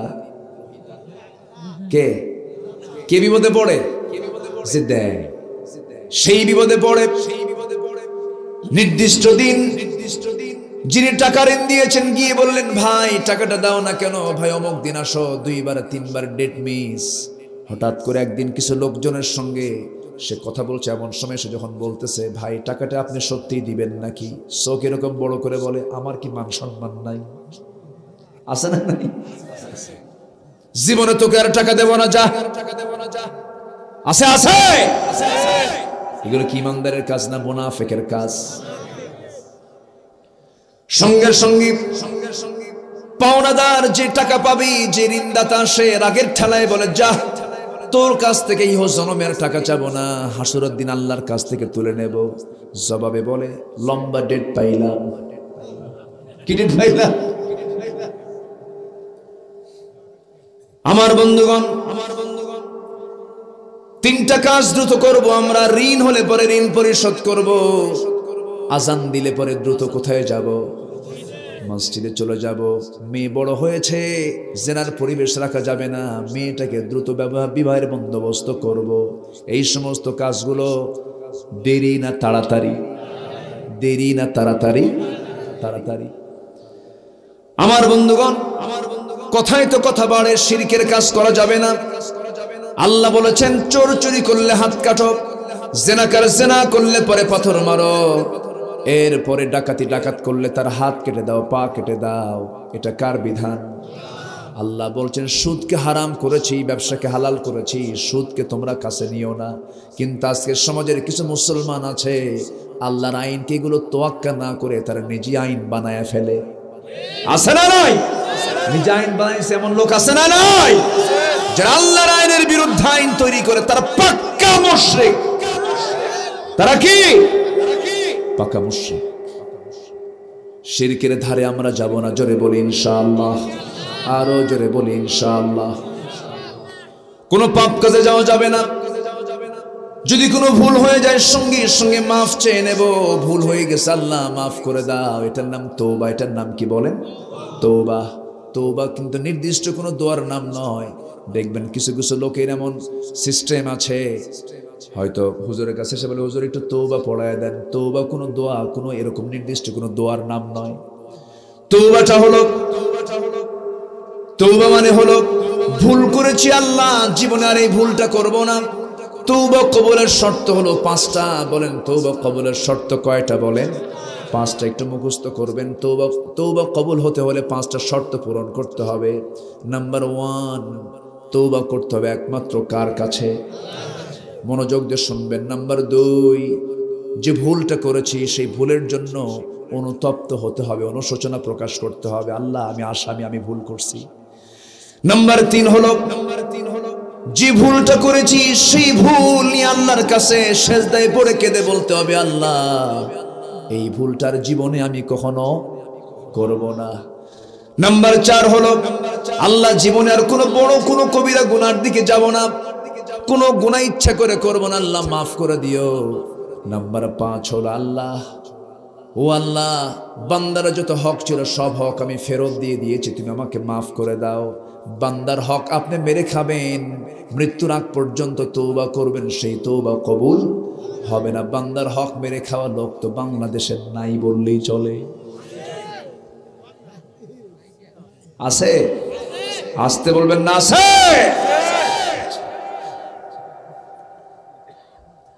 আমার ভাইয়েরা আমরা তো কেউ ভালো হতে পারি নাই। কে ভালো বলবো আমরা? কেউ তো ভালো না আমরা। যদি এই মুহূর্তে একটা প্রশ্ন করি, বলুন তো আমার দেশে মানুষ বেশি না চোর বেশি?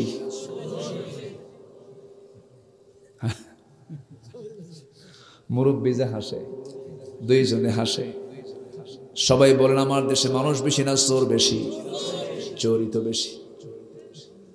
ভালো হতে পারি নাই আমরা কেন? আমার দেশের নামাজি বেশি না বেনামাজি বেশি? যে ব্যক্তি নামাজ ফাঁকি দেয় তার চেয়ে বড় চোরকে এই জমিন আর আছে নাকি? সবচেয়ে বড় চোরকে যে নামাজ ফাঁকি মারে। না, দোয়া করে দিতে হবে আমার মনে হয়। এই যে যাচ্ছে যে ও বুঝতে পারছি, চাপ, হ্যাঁ নিম্ন চাপ, ঠিক আছে। নিম্ন চাপ হলে সমস্যা নাই। আবার গ্রামের কিছু মানুষের আবার ঊর্ধ্ব চাপের অভ্যাস আছে। ঊর্ধ্ব চাপ, বিড়ি খাওয়া চাপ। ধোঁয়া কোন দিকে ওঠে? ঊর্ধ্ব, উপরের দিকে চলে দিচ্ছে, এটার নাম দিচ্ছে ঊর্ধ্ব চাপ, বিড়ি খাওয়া চাপ। মাঝে মাঝে আবার প্রশ্ন করে হুজুর বিড়ি খাওয়া কি জায়েজ আছে? মানে উনি জায়েজের চেষ্টায় আছে। আচ্ছা, বিড়ি খাওয়ার জবাব কি হুজুররা দেবে না ডাক্তাররা দেবে? এটা কি ডাক্তারদের ফাংশন না? বলেন তো কোনটা খাওয়া যাবে না যাবে, এটা ভালো মন্দ, এটার ক্ষতিকর উপকারের দিক আলেম ভালো বলবে না ডাক্তার ভালো বলবে? ডাক্তারকে বলবেন। ডাক্তার কি কয়? খাবেন, খুব সুন্দর খাবার, বিড়ি খেলে খুব স্বাস্থ্য ভালো হয়, এটা বলে না কি? বলেন কি যে মজা পায় আল্লাহ জানে। আল্লাহ সকল নেশা থেকে এই জাতিকে হেফাজত করো, জোরে বলি আমিন। সম্মানিত ভাইয়েরা একটু বসেন। তাহলে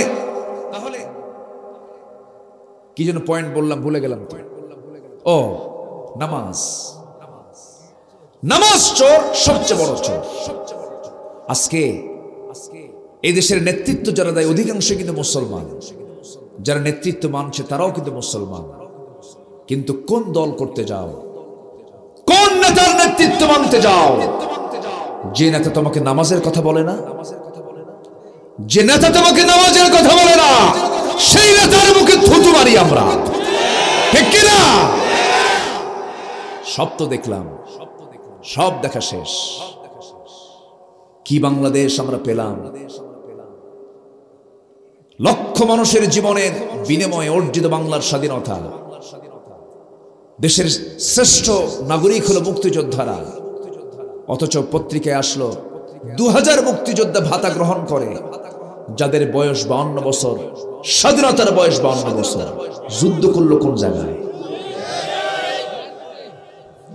মানুষ বেশি না চোর বেশি? আমার ভাইয়েরা, বিগত কয়েক বছরে দেশ থেকে টাকা পাচার হয়েছে 14 লক্ষ কোটি টাকা। কোন ফেরেশতারা পাচার করলো? এই থামেন, আমারে কথা বলতে দেন। তাহলে আমার দেশের মানুষ বেশি না চোর বেশি? নেতা বেশি না কর্মী বেশি? বলেন, নেতা বেশি না কর্মী বেশি? সব নেতা। এই জন্য কেউ সামনে নেয়, সব মঞ্চ ভেঙ্গে শেষ। ঠিক কিনা? মসজিদে মেম্বারে কয়জন বসে? মেম্বার ভাঙ্গে, ওখান থেকে নেতৃত্ব আসবে। আসতে বলুন, জোরে বলুন, ঠিক কিনা? নামাজ নাই, কোন মূল্য আমার কাছে তার নাই। এখন তো নেতা হতে বেশি কিছু লাগে না, মোষ লাগে আর পেট লাগে। হাইব্রিড জাতের 8 ইঞ্চি মোষ আর পেট একখান 10 মাসের মতো। রাগ করতেছেন আপনারা? এদেশের স্বাধীনতার স্থপতি বঙ্গবন্ধু শেখ মুজিবুর রহমান দেশের জন্য অনেক কাজ করেছেন। বাহিরের চাইতে জেলখানায় থেকেছে, তার জীবনটা বেশি কেটেছে। ত্যাগ আছে তার, অবশ্যই তার অবদান আছে। তিনি দেশ স্বাধীনের পর আফসোস করে বলেছিলেন, মানুষ দেশ স্বাধীন করে পায় তেলের খনি, গ্যাসের খনি, স্বর্ণের খনি, আমি পাইছি চোরের খনি। আমি কিন্তু লাইন থেকে কথা বলছি, আমার ধরার কোনো কায়দা নাই তো। আমি তো কম কইছি মানুষ বেশি না চোর বেশি, আর উনি কইছেন চোরের খনি। ঠিক কিনা? আমার দোষ আছে? নেতা তো বলেই গেছে আগে। সম্মানিত ভাইয়েরা, আমার দেশে কোনো কিছুর অভাব ছিল না। যারা গোটা দুনিয়া ঘুরেছেন, আমি কিছু দেশ ঘুরেছি, অনেক দেশ সফর করেছে, আল্লাহ পাক আমাকে করিয়েছেন। আমার দেশের মতো বরকতময় দেশ পৃথিবীতে খুব কম আছে, আলহামদুলিল্লাহ বলেন। কি নাই? আমার দেশকে দেখার জন্য আসে মানুষ। সাগর, নদী, খাল, বিল, চলন বিল, হাকালুকি, কত বিল, কত মাছ, কত ফল, কত খাবার। আমার দেশের মাটি সোনার চেয়েও খাঁটি। এত কিছু ছিল, এরপরেও আমরা আরামে নাই। কেন জানেন? সব কিছুর সংকট, কিচ্ছু সংকট নেই। সবচেয়ে বড় সংকট হলো সব নেতৃত্বের সংকট। আমি কি ভুল বলছি? রাস্তার দিকে কাজ শুরু হয়, ওইদিকে শেষ না হতে চামড়া নাই। ঠিক কিনা কন? আমি কি ভুল বলছি? আলোচনা চালাই। আমার ভাইয়েরা, আমার বন্ধুগণ, মানুষ হতে হবে আমাকে, চোর হওয়া যাবে না। মানুষের মতো মানুষ আমাকে হতে হবে। তওবা কবুলের শর্ত কয়টা বলেছি বলেন? নাম্বার সর্বশেষ 5 নাম্বার হলো বান্দার হক ফেরত দিয়া তওবা করো। যার যার টাকা মারছো তাকে ফেরত দিয়ে দাও। চাকরির নামে 10 লক্ষ টাকা তুমি নিয়ে নিয়েছো, সেই টাকা ওকে ফেরত দাও, এরপরে তওবা করো। ঠিক কিনা? যা কিছু লোটপাট গুলো করেছো সব ফেরত দিয়ে এরপরে তওবা করো। সেই তওবা কবুল করবেন আল্লাহ তাআলা। অন্যায় করে হবে না। আবার ভাই বোনের সম্পত্তি মেরে খাওয়া ভাই, তারা সে নাই। আছে আছে আছে। বাপ মারা গেছে এক যুগ, 12 বছর আগে বাপ মারা গেছি। বোন 3টা আছে, ভাই 2টা। 2জন যোগ সাজস করে বলতেছে, শোনো 3 বোনের কিন্তু সম্পত্তি বুঝে ভাগ দেব না। এক যুগ চলে গেছে। বোনরা বছরে 2-3 বার করে মাঝে মাঝে ভাইয়ের বাড়িতে আসে। বাপ তো নাই, ভাইয়ের কাছে আসে, মাঝে মাঝে দাওয়াত খাওয়ায়, গরু গোশত কয়েক কেজি কিনে নিয়ে আসে, দই কিনে নিয়ে আসে, ফলমূল কিনে নিয়ে আসে। পিঠার পর্ব চলে, খাওয়ার পর্ব চলে। 12টা বছর চলে গেল। ধানি জমিগুলোতে যেটা বন পাবে সেই ধানি জমিগুলোতে ধানগুলো লাগায়া সেই ধান, গোলা ভরা ধান সব ভরে ফেলে বনের জমির সম্পত্তি থেকে। বন এসে বলতে পারে না, মুখ ফুটে বললে পরি দ্বন্দ্ব লেগে যাবে, গন্ডগোল লেগে যাবে। ভাই বোন মানুষ কি বলবে, চক্ষু লজ্জায় কিছু বলে না। কিন্তু ভাইটার লক্ষণ হলো যেমন করে হোক বন থেকে কৌশলে জমিটা নিয়ে নেব। মাঝে মাঝে ওয়াজও করে, পাশে বোনকে পাশে বসে রেখে বলে, বোন শোনো, আমি তো তোমার ভাই হই, একটা কথা বলি কি, অংশ নিলে কিন্তু ধ্বংস হয়। দেখছেন কি গ্রামার খাটাচ্ছে? এটা কি ওয়াজ না শয়তান? ওয়াজ না শয়তান? আমি কিন্তু জায়গা মতো ঘুতা দিচ্ছি কিন্তু। কি আমার মায়েরা খুব এখন খুশি, হুজুর ভালো করে কোন ভাই কিছু বসে আছে। বোনকে আমি দেব না কেন? আমার আব্বা তো চলে গেছে বহু আগে। বোনদেরকে ডাক দিয়ে বলবো, বোনেরা আসছো, সময় তোমার যা পাবে তোমরা নিয়ে চলে যাও, তোমরা নিয়ে চলে যাও, তোমাদের অংশ তোমরা পাবে, আমার অংশ আমি পাবো। পরের সম্পদে যদি লোভ থাকে, আপনার ইমানটা পাকাপোক্ত হয় নাই। আমার ভাইয়েরা, এইরকম করে অনেক বাপও আছে মেয়েদের সম্পত্তি থেকে মাহরুম করে মেয়ের সম্পত্তিগুলো ছেলের নামে লিখে দিয়ে দুনিয়া থেকে বিদায় নেয়। আসতে বলবেন না, আছে না নাই? আপনি 14 বার হজ করবেন, সেই হজ আল্লাহর দরবারে কবুল হবে না, কখনো কবুল হবে না। এই জন্য আমার ভাইয়েরা, তওবা কবুলের শর্তটা আমরা মাথায় রাখবো। 5টা শর্ত আমরা পূরণ করব। আমার তওবা কবুল করবেন কে? আমার চোখের পানি কবুল করবেন কে? আল্লাহ তাআলা কবুল করবেন। আমার ভাইরা, আল্লাহ রাব্বুল আলামিন বলছেন 6টা কাজ করে আসো, আমি তোমাকে জান্নাত দিয়ে দেব। নাম্বার 1 হলো রাগ করো না। নাম্বার 1 হলো পাপ করো না। পাপ করবে, আমি তোমাকে মাফ করতে পারবো না। আল্লাহ সুন্দর করে বলছেন, ইন তাজতানিবু কাবাইরা মা তুনহাউনা আনহু নুকাফির আনকুম সাইয়্যাতিকুম ওয়া নুদখিলকুম মুদখালান কারীমা। বান্দারে, তুমি তোমার জীবন থেকে বড় বড় গুনাহ থেকে নিজেকে গুটিয়ে রাখবি। বড় গুনাহ জীবনে করবে না, আমি তোমার ছোট গুনার দিকে তাকাবই না। আমি তোমাকে মাফ করে আমি তোমাকে সম্মানজনক জান্নাতে আমি তোমাকে দাখিল করাইয়া দেব। জোরে বলি সুবহানাল্লাহ। আমার তাসফুল ভাই চলে এসেছেন, বসো। জি, আমি আগেই দেখছি আপনাকে, বসেন। আমার ভাইয়েরা, আমার বন্ধুগণ, দুনিয়া ছেড়ে আমিও যাব, আপনিও যাবেন। দিন শেষে আমার কিন্তু কেউ নাই। দিন শেষে আমার আমল থাকবে, আর আমার সাথে কে থাকবেন? আসতে বলবেন না, কে থাকবেন বলেন। এই জন্য আমল নামাটা আমরা বাম হাতে নেব না ডান হাতে নেব। বাম হাতে পাপ আর ডান হাতে সওয়াব। ডান হাতে কি? সওয়াব, বাম হাতে পাপ। বাম হাতে পাপ হবে, ডান হাতে সওয়াব হবে। সবগুলো কামাই করে নিয়ে যেতে হবে। জান্নাতের দিকে আমরা অলস হয়ে দৌড়াবো না, জান্নাতের দিকে আমরা চালু হয়ে দৌড় মারবো। আল্লাহ সুন্দর করে কোরআনে বলছেন, যারা আলেম ওলামা আছেন তারা বুঝবেন, ওয়াসারিউ ইলা মাগফিরাতিম মির রাব্বিকুম ওয়া জান্নাতিন আরদুহাস সামাওয়াতি ওয়াল আরদ। জোরে বলুন আল্লাহু আকবার। জান্নাতের দিকে দৌড়ে দৌড়ে যাও, জান্নাতের জন্য পাগল হয়ে যাও। যেমন তুমি সম্পদের জন্য পাগল হয়ে যাও, রাতকে দিন করো, দিনকে রাত করো, হারামকে হালাল বানাও, আর একজনের জমি জবরদখল করো। ক্ষণিক জীবনের জন্য এত অস্থির হয়ে আছো বান্দা, আমি তোমাকে এমন জান্নাত দেব, সর্বনিম্ন জান্নাত কয়টা পৃথিবী? মনে আছে? বলেন কয়টা? 10টা পৃথিবী।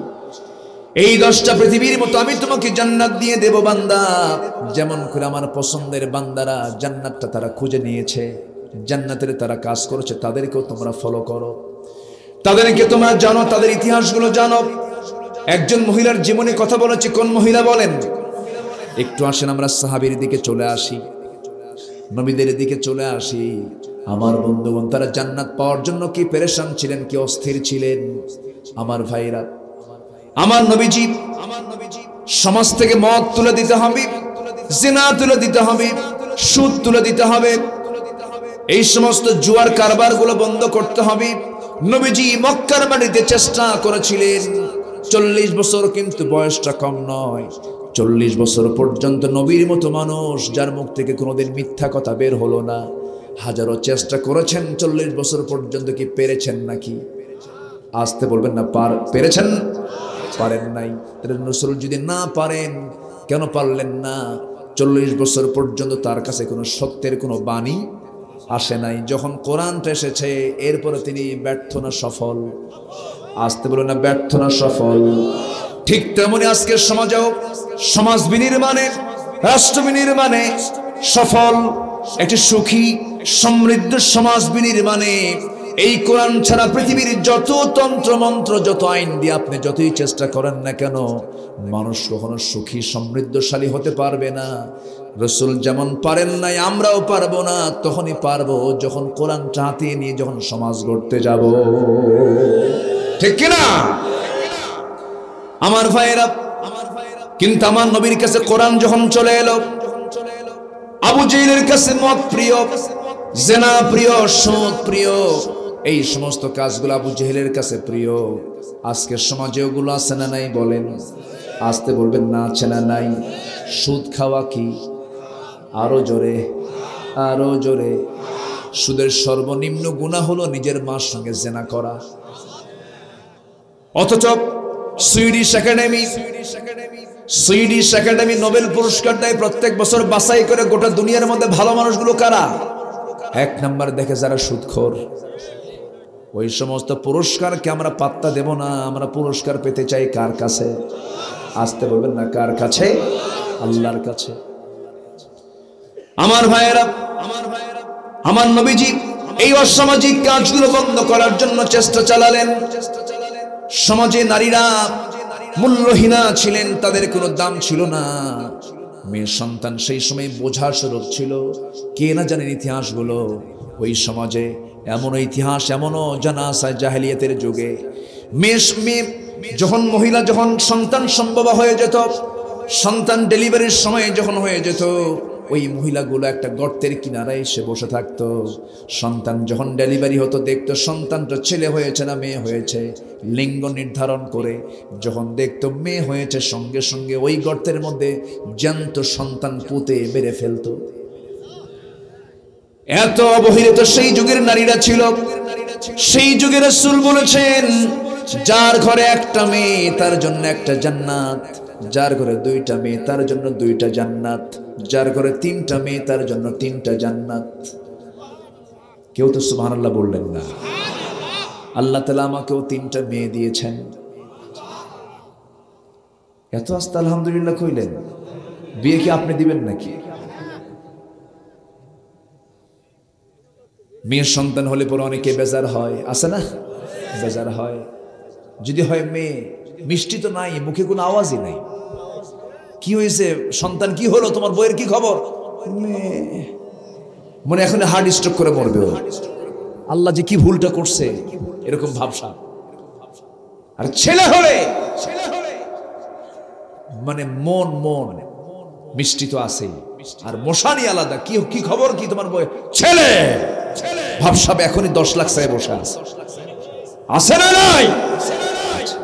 না, আমার নবী ছিলেন ছেলের বাপ না মেয়ের বাপ? কয়টা মেয়ে? আসতে বল, কয়টা মেয়ে? 4টা মেয়ে। নবীজি মেয়েদেরকে বিয়ে দিয়েছেন, কি সুন্দর করে বিয়ে দিয়েছেন। কখনো মন খারাপ করেন না, কখনো বলেন না আল্লাহ আমারে বেটা দাও। নির্দিষ্ট করে রাসূল কখনো ছেলে সন্তান কামনা করেছেন এমনটা রাসূল বলেননি। আল্লাহ তুমি আমাকে নেক সন্তান দাও, সুবহানাল্লাহ বলেন। কোন যুগে রাসূল এই নারীর সম্মানটা কোন যুগে দিলেন?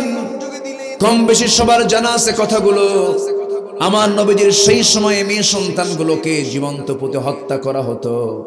আজকেও কিন্তু ভিন্ন কায়দায় করা হয়। ভিন্ন কায়দাটা কেমন? মেয়ে সন্তান পেটে আসে না, ছেলে সন্তান পেটে আসে, কোথায় যায়? হসপিটালে চলে যায়, ডায়াগনস্টিক সেন্টারে চলে যায়, গিয়ে ডাক্তারকে বলে চেক করো, দেখো ছেলে না মেয়ে। মেয়ে সন্তান হলে আবর্ষণ করে মেরে ফেলে, আছে না? এই কাজ যারা করে তারা খুনি। আসতে কোন কেন? তারা কি? কিয়ামতের দিন তোকে খুনির কাতারে দাঁড়াতে হবে, সাবধান। এই সমস্ত কথাগুলো কি বলার দরকার আছে? আমার বলার দরকার আছে? আপনাকে হত্যা করার অধিকার কে দিয়েছে? ইয়াহাবু লিমান ইয়াশাউ ইনাসা ওয়া ইয়াহাবু লিমান ইয়াশাউ যুকুর। আল্লাহ যাকে চান ছেলে দেন, যাকে চান মেয়ে দেন। এটা আল্লাহর ক্ষমতা, এটা আল্লাহর পাওয়ার, এটা আপনার কোনো হাত এখানে না। মেয়ে মেরে ফেলে। আমার নবীজি ওই যুগে মেয়েদের কোনো মূল্য ছিল না, রাসূল মূল্য দিয়ে দিলেন। এক সাহাবী ইসলাম কবুল করেছেন, নবীর সামনে এসে বসা, মনটা খারাপ। রাসূল বলছেন, ও সাহাবী মন খারাপ করে বসে আছো কেন? তুমি তো দিন গ্রহণ করে নিয়েছো। হুজুর দিন তো গ্রহণ করলাম, পূর্বের একটা পাপের কথা মনে হয়ে যাচ্ছে আমার বড্ড। কি পাপের কথা বলো হুজুর? আমার মনে হয় সব গুনাহ মাফ হলো, এই গুনাহটা মাফ হবে না। রাসূল বললেন, কোন গুনাহ হুজুর? নিজের হাতে নিজের মেয়েকে খুন করেছি। কেমন করে বলো তো একটু? নবীর সামনে হাঁটু গেড়ে দিয়া সুন্দর সাহাবী, সুন্দর চেহারা, নবীর সামনে বসে বলছেন, ইয়া রাসূলুল্লাহ, মেয়ের সন্তানটা আমার স্ত্রীর গর্ভে আসলো। আমি আমার বউটাকে বললাম, যাও বাবার বাড়ি যাও, সন্তানটা ডেলিভারি হলে ছেলে হলে নিয়ে আসবে, মেয়ে হলে মেরে ফেলবা। হুজুর সমাজে মেয়ের সন্তান হলে পরে আমাদের ওই সমাজ মেনে নিত না, হেয় প্রতিপন্ন করত, অবজ্ঞা করত। এই মেয়ের সন্তানটা যখন হলো, আমি সংবাদ জানলাম কি হয়েছে। বলল সন্তানটা মৃত সন্তান হয়েছে। আমার আড়ালে সন্তানটাকে বড় করে ফেললো, অনেক বড় হয়ে গেছে সন্তান, 7-8 বছর বয়স হয়ে গেছে, আমাকে না জানায়া। সন্তানটা একদিন আমার চোখের সামনে পড়লো। আমার অনুমান হলো, আমার সন্দেহ লাগলো, আমার মতোই ভ্রু, আমার মতোই চোখ, আমার মতোই হাত পা নখ গুলো বাবার সঙ্গে মিল দেখতে পেলাম, আমার সঙ্গে মিল দেখতে পেলাম। খপ করে ধরলাম, বউয়ের সামনে গিয়ে বললাম, সত্যি করে বল এই সন্তানটা কার সন্তান? আমার স্ত্রীর বডি ল্যাঙ্গুয়েজ দেখে বুঝতে পারলাম এই সন্তানটা আমাদের। বউটাও বলে ফেললো।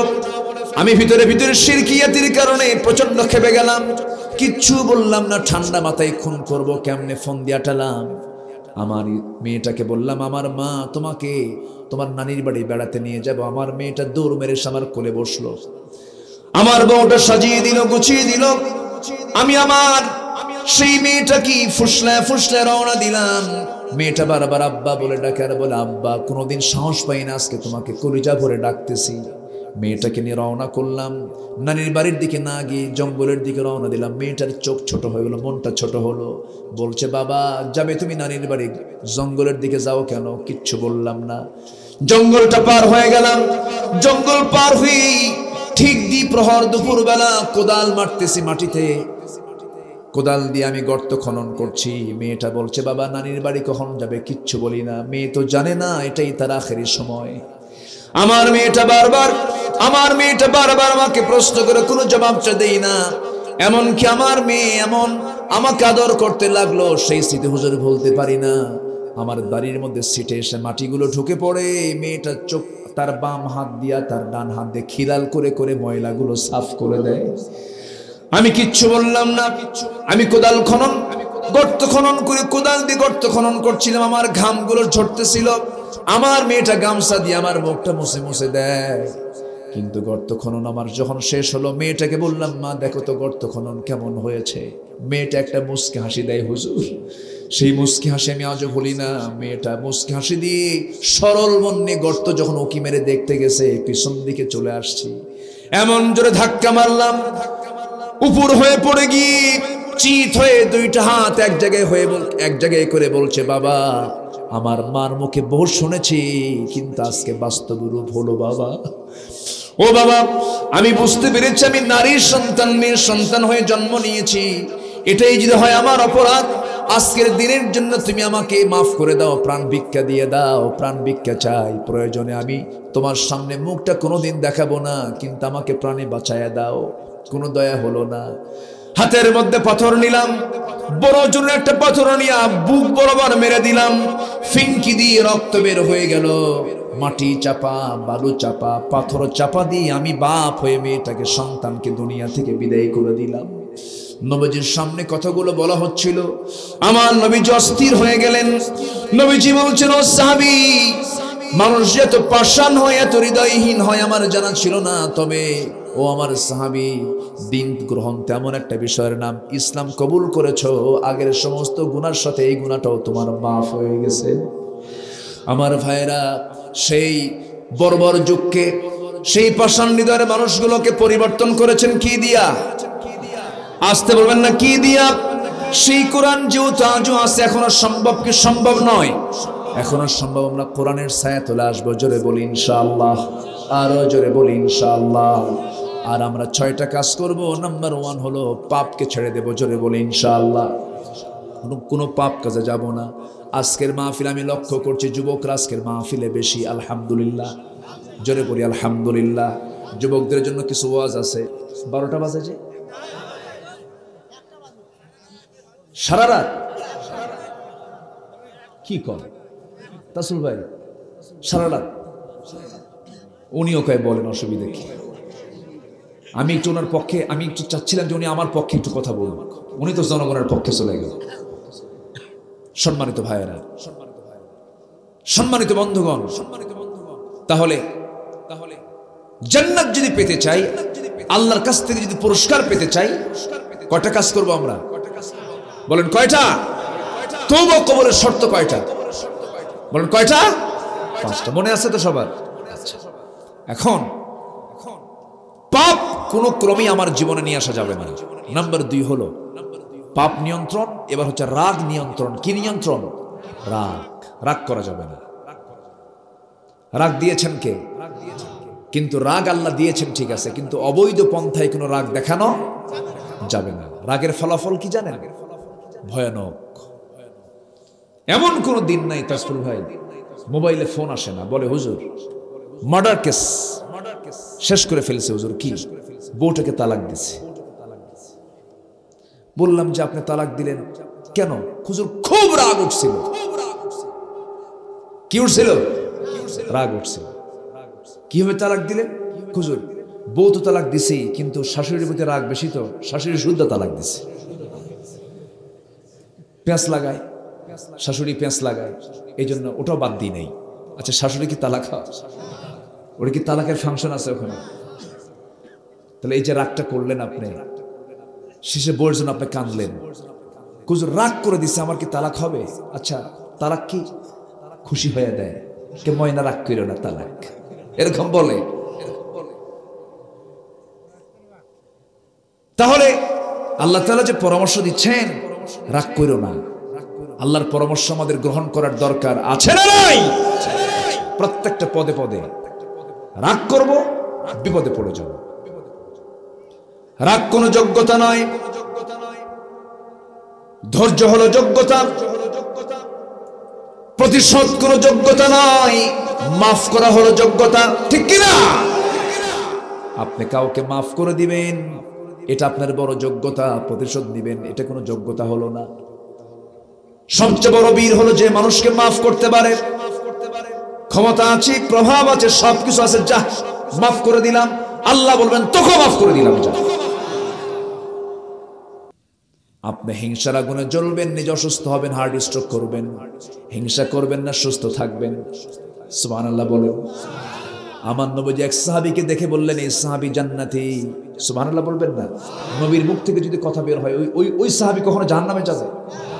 আমার নবী বলছেন, সাহাবীরা তোমরা সাক্ষী থাকো, এই সাহাবী জান্নাতি।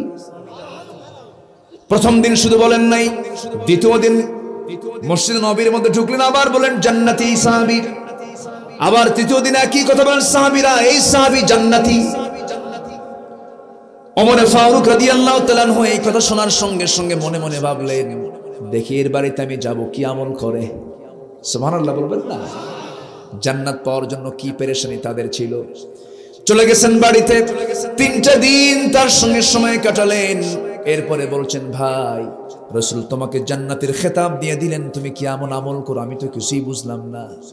এখন ওই সাহাবী জবাব বলছেন, ভাই ওমর, ব্যক্তিগত আমলের মধ্যে আমার একটা আমল হলো, আমি যখন রাতের বেলা বিছানায় চলে যাই, রাতের বেলা বিছানায় যাওয়ার সঙ্গে সঙ্গেই আমি মনে মনেই সিদ্ধান্ত নিয়ে নেই, কালকে সকালে উঠতে পারবো কিনা জানি না, যাদের সঙ্গে আমার রাগারাগি হয়েছে আমি তাদেরকে মাফ করে দিলাম।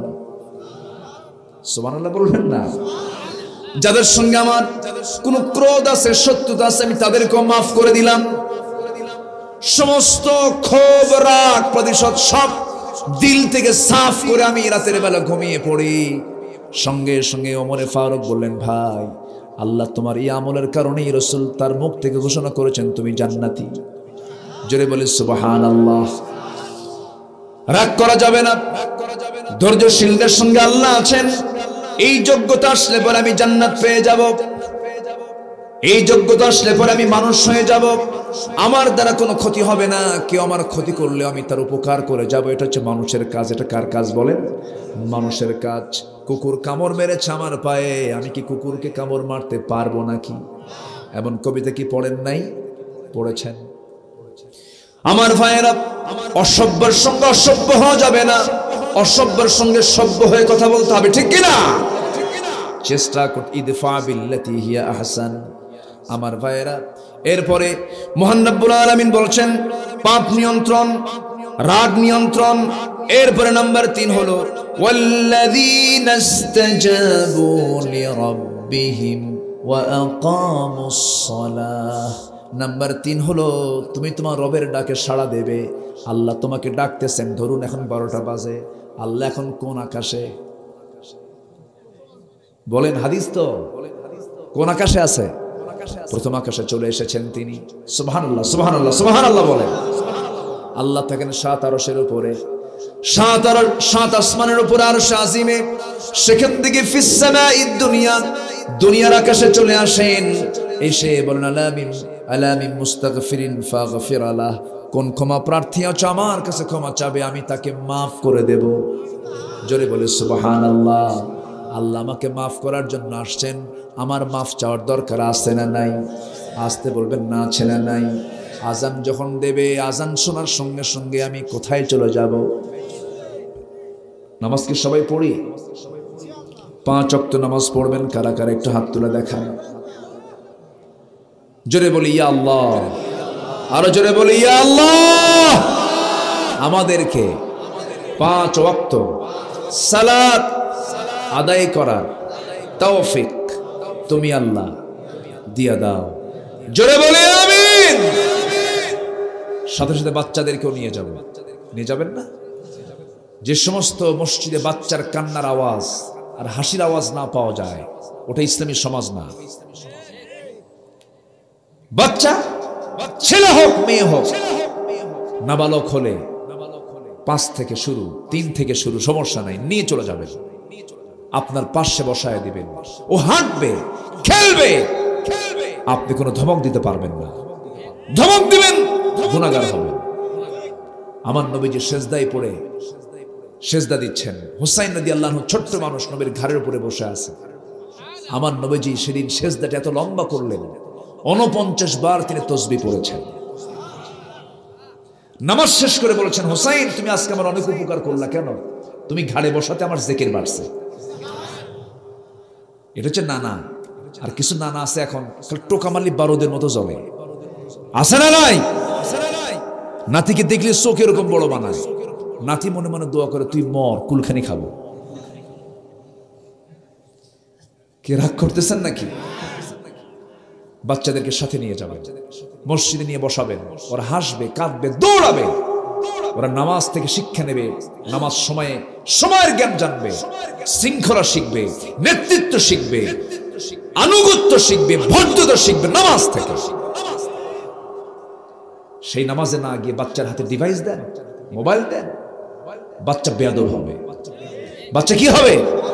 বেয়াদব হবে। মোবাইল তো আমার কাছে মনে হয় কি জানেন, এটাকে নিয়ন্ত্রণহীন রাখলে ও একটা পাগল। দেখেন না মোবাইলে অনেকে হয়তো দেখতেছে, কোনো কিছু দেখতেছে, আপনি ডাকবেন ভাই, হ্যাঁ আমি কি ভুল বলতেছি? জাস্ট একটা প্রতিবন্ধীর মতো মনে হয় আমার কাছে, যেন গোটা পৃথিবী এখন, সব পশ্চিমারা, সব পৃথিবীর মানুষকে এখন রাখছে এই জায়গায়। কোথায় রাখছে? এই জায়গায়। শেষ।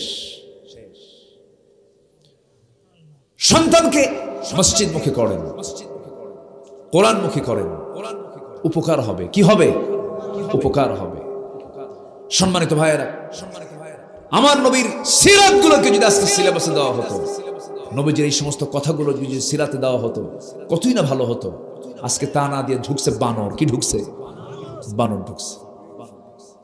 কোন বুদ্ধিজীবী যে এই বুদ্ধিগুলো দিল? ওরা তো বুদ্ধি বেছে খায়। মৎস্যজীবী মাছ বেছে, হ্যাঁ ঠিক আছে না?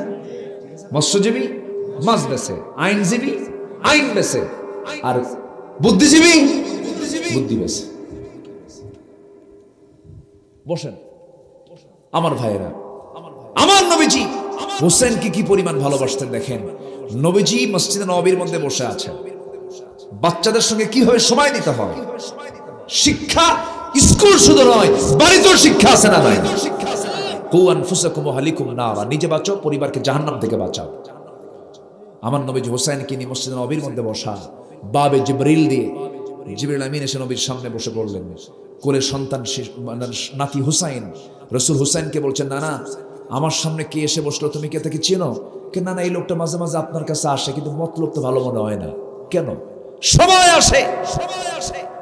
উটের দুধ, উটের গোশত, খেজুর, আঙ্গুর, বেদেনা সব ফলমূল নিয়ে আসে, আপনার উপকার হয়। সাহাবীরা না খেয়ে থাকে, তাদের উপকার হয়। এই লোকটা মাঝে মাঝে আসে, অতিথির মতো আসে আর যায়, খালি হাতে আসে। একটু কৃপণ সাইজের লোক। সুবহানাল্লাহ বলবেন না? আমার নবীজি মুস্কি হাসি মেরে জিব্রাইলের চোখের দিকে তাকায় আছেন আর মুস্কি মুস্কি হাসি মারছেন। নাতি আমার হুসাইন, আমারই বাজায় 12টা, আজকে তোমার যে কি হবে আল্লাহই জানে। জোরে কান সুবহানাল্লাহ। আমার নবীজি শিশুদের বিকাশে কি সময়টা দিয়েছেন। কোনদিন রাসূল কোন শিশুকে ধমক দেন নাই, কাউকে দিতেও দেন নাই। বাচ্চাদের প্রশ্ন কম হয় না বেশি হয়? বেশি হয়। এবার বলছেন না না তুমি মেহমান কেমন করে কথা বললা, এটা হলো? এদিকে আল্লাহ বলছেন জিবরাইল পকেটে হাত দাও, হাত খেলে দাও। তুমি পকেট থেকে আঙ্গুর বের করে সামনে রসুলের সামনে ঝুলায় রাখছেন জিবরাইল। রসুল বলছেন, না না কে বলছে তোমার কৃপণ লোক, দেখো না তোমার জন্য কত সুন্দর আঙ্গুর নিয়ে আসছে। না না ভাবছিলাম সাধারণ কৃপণ, এখন দেখি মারাত্মক। কেন? পকেটে আঙ্গুর থুবি আঙ্গুর বের করে না। সুবহানাল্লাহ বলবেন না?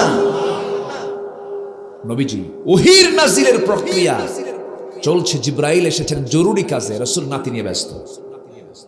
সুবহানাল্লাহ বলবেন না? বাচ্চাকে সময় দেওয়া সুন্নাহ। বাচ্চাকে সময় দেওয়া কি সুন্নাহ। খালি বাইরে ব্যস্ত হলে চলবে না, পরিবারকে সময় দিতে হবে। পরিবার নামে সূরা আছে, সূরা লোকমান, সূরা হুজরাত, সূরা নূর, এগুলো সব পরিবারের সূরা। আলহামদুলিল্লাহ বলেন। আমার নবীজি সাহাবায়ে কেরামকে নিয়ে এরকম ওয়াজ করছেন, কথা বলছেন।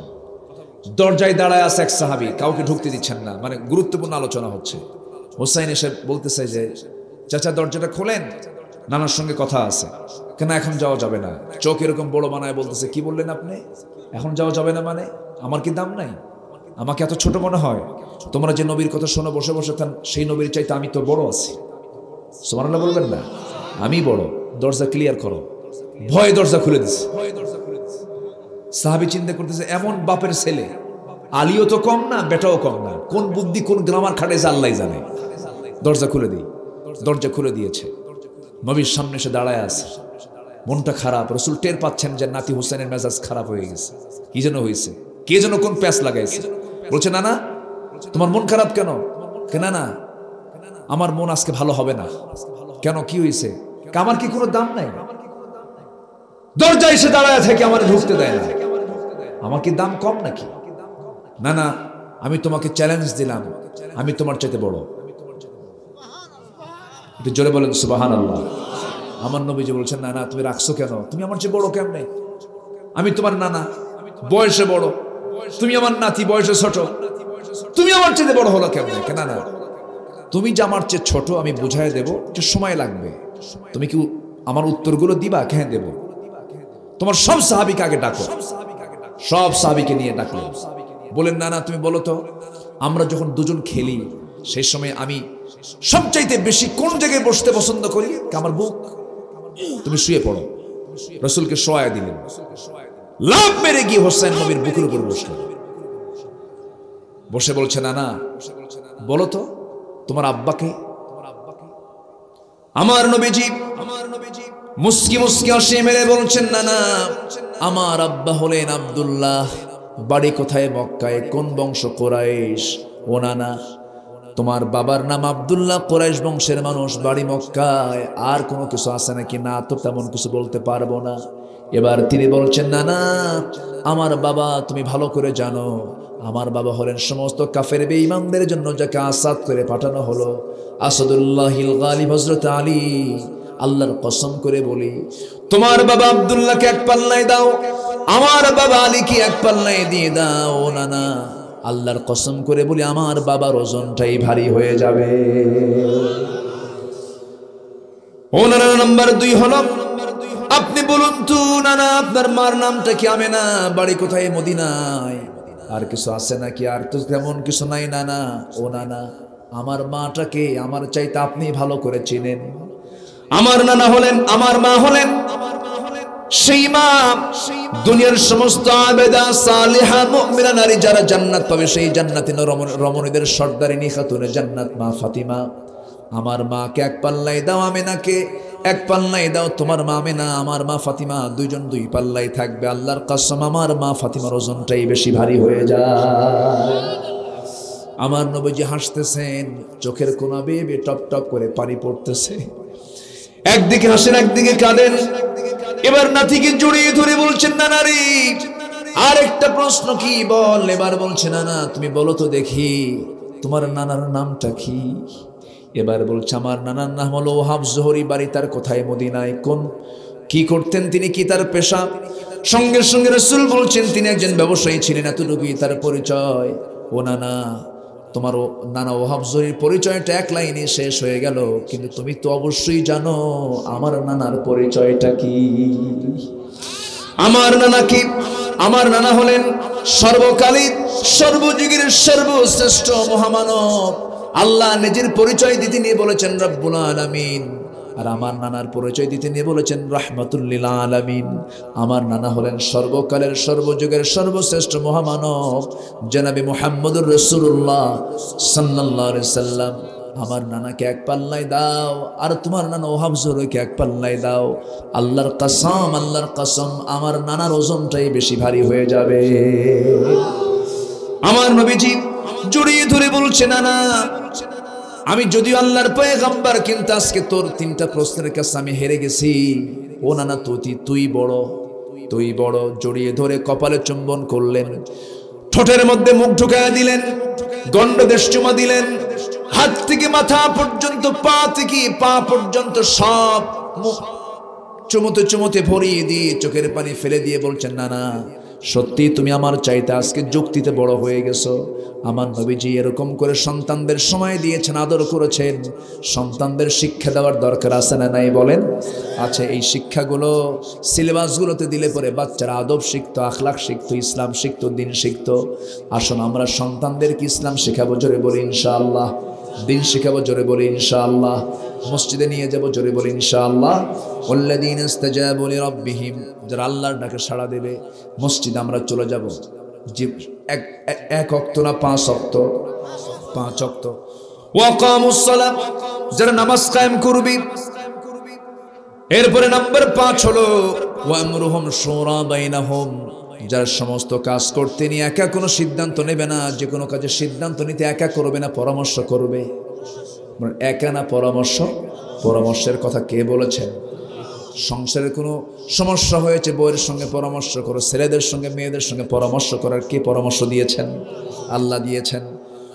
নাম্বার 6 হলো ওয়া মিম্মা রাযাকনাহুম ইউনফিকুন, আমি যে রিজিক দিয়েছি সেই রিজিক থেকে তোমরা আমার পথে কিছু খরচ করবে, আখিরাতের জন্য, পরকালের জন্য কিছু খরচ করবে।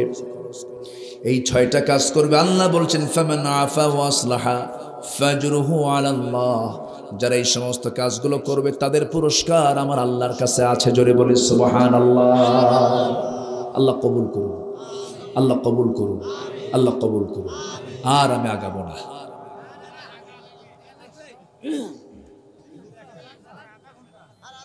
হ্যাঁ, চলো আলোচনা, চলো চলো, হুজুর বলুন।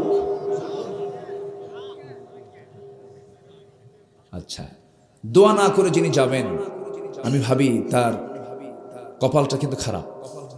দোয়া করে যাবো আমরা, জোরে বলি ইনশাআল্লাহ।